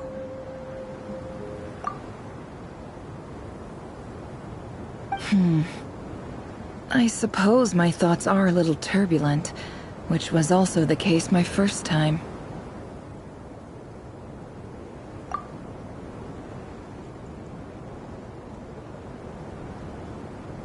Is there anything I can do to help?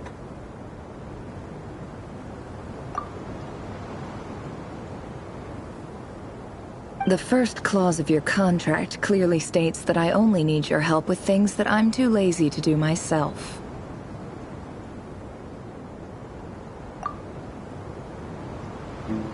Meaning, you're not feeling lazy right now?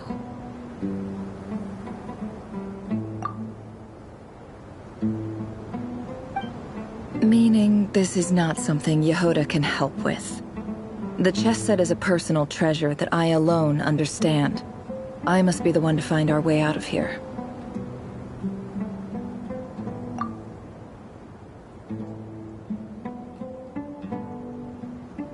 Boss, it's fine. Really. Let me do something useful.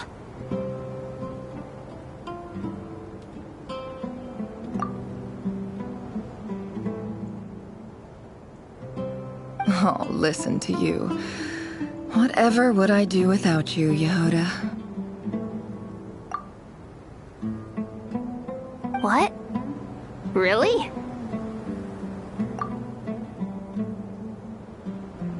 Yes, really. Where would I ever find another employee as obedient and servile as you? God forbid anything ever happens to you.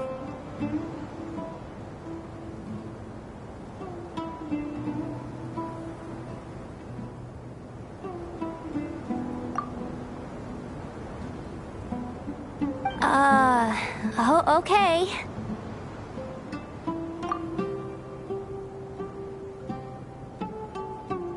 Well, anyway, I was thinking of fetching some water. There's gotta be a source around here somewhere. I suggest everyone finds someplace comfortable to take a rest. We gotta conserve our energy.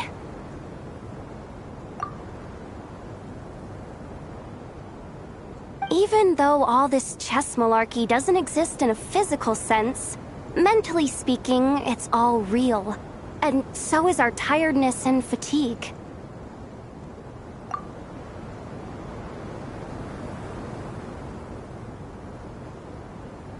You don't want to dismiss mental fatigue. Just because it isn't physical doesn't mean it's any less serious. But anyway, I got your backs, so don't worry about a thing.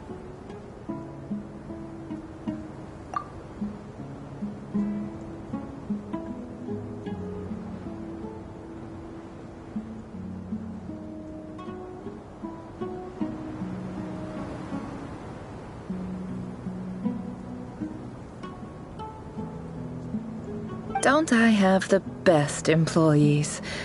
Jealous much?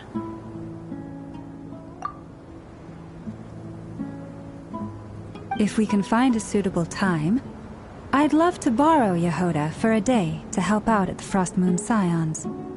Would you be amenable to that, Boss Nefer?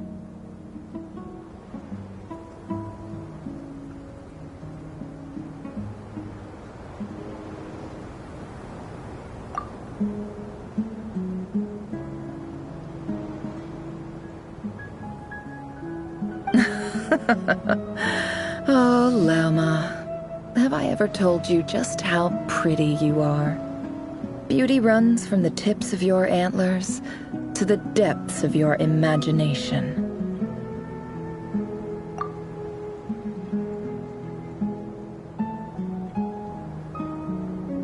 Time to rally, everyone. Follow me.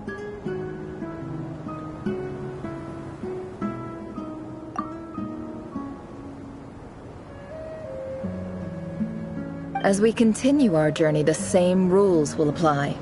That means stay focused and no talking no matter what we encounter.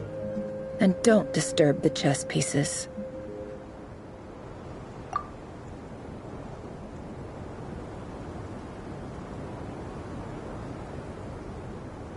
You have my word that I will get us all out of here.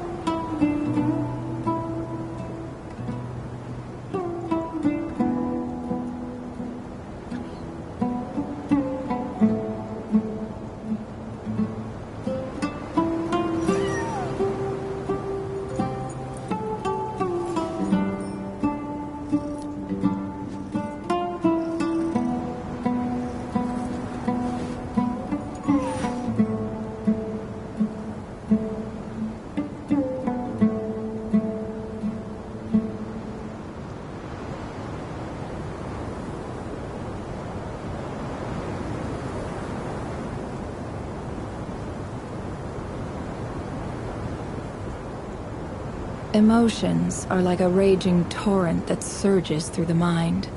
More often than not, if you try to hold them back, you'll be swept away by their unstoppable force. And if you try to ignore them entirely, you'll end up tearing yourself to pieces.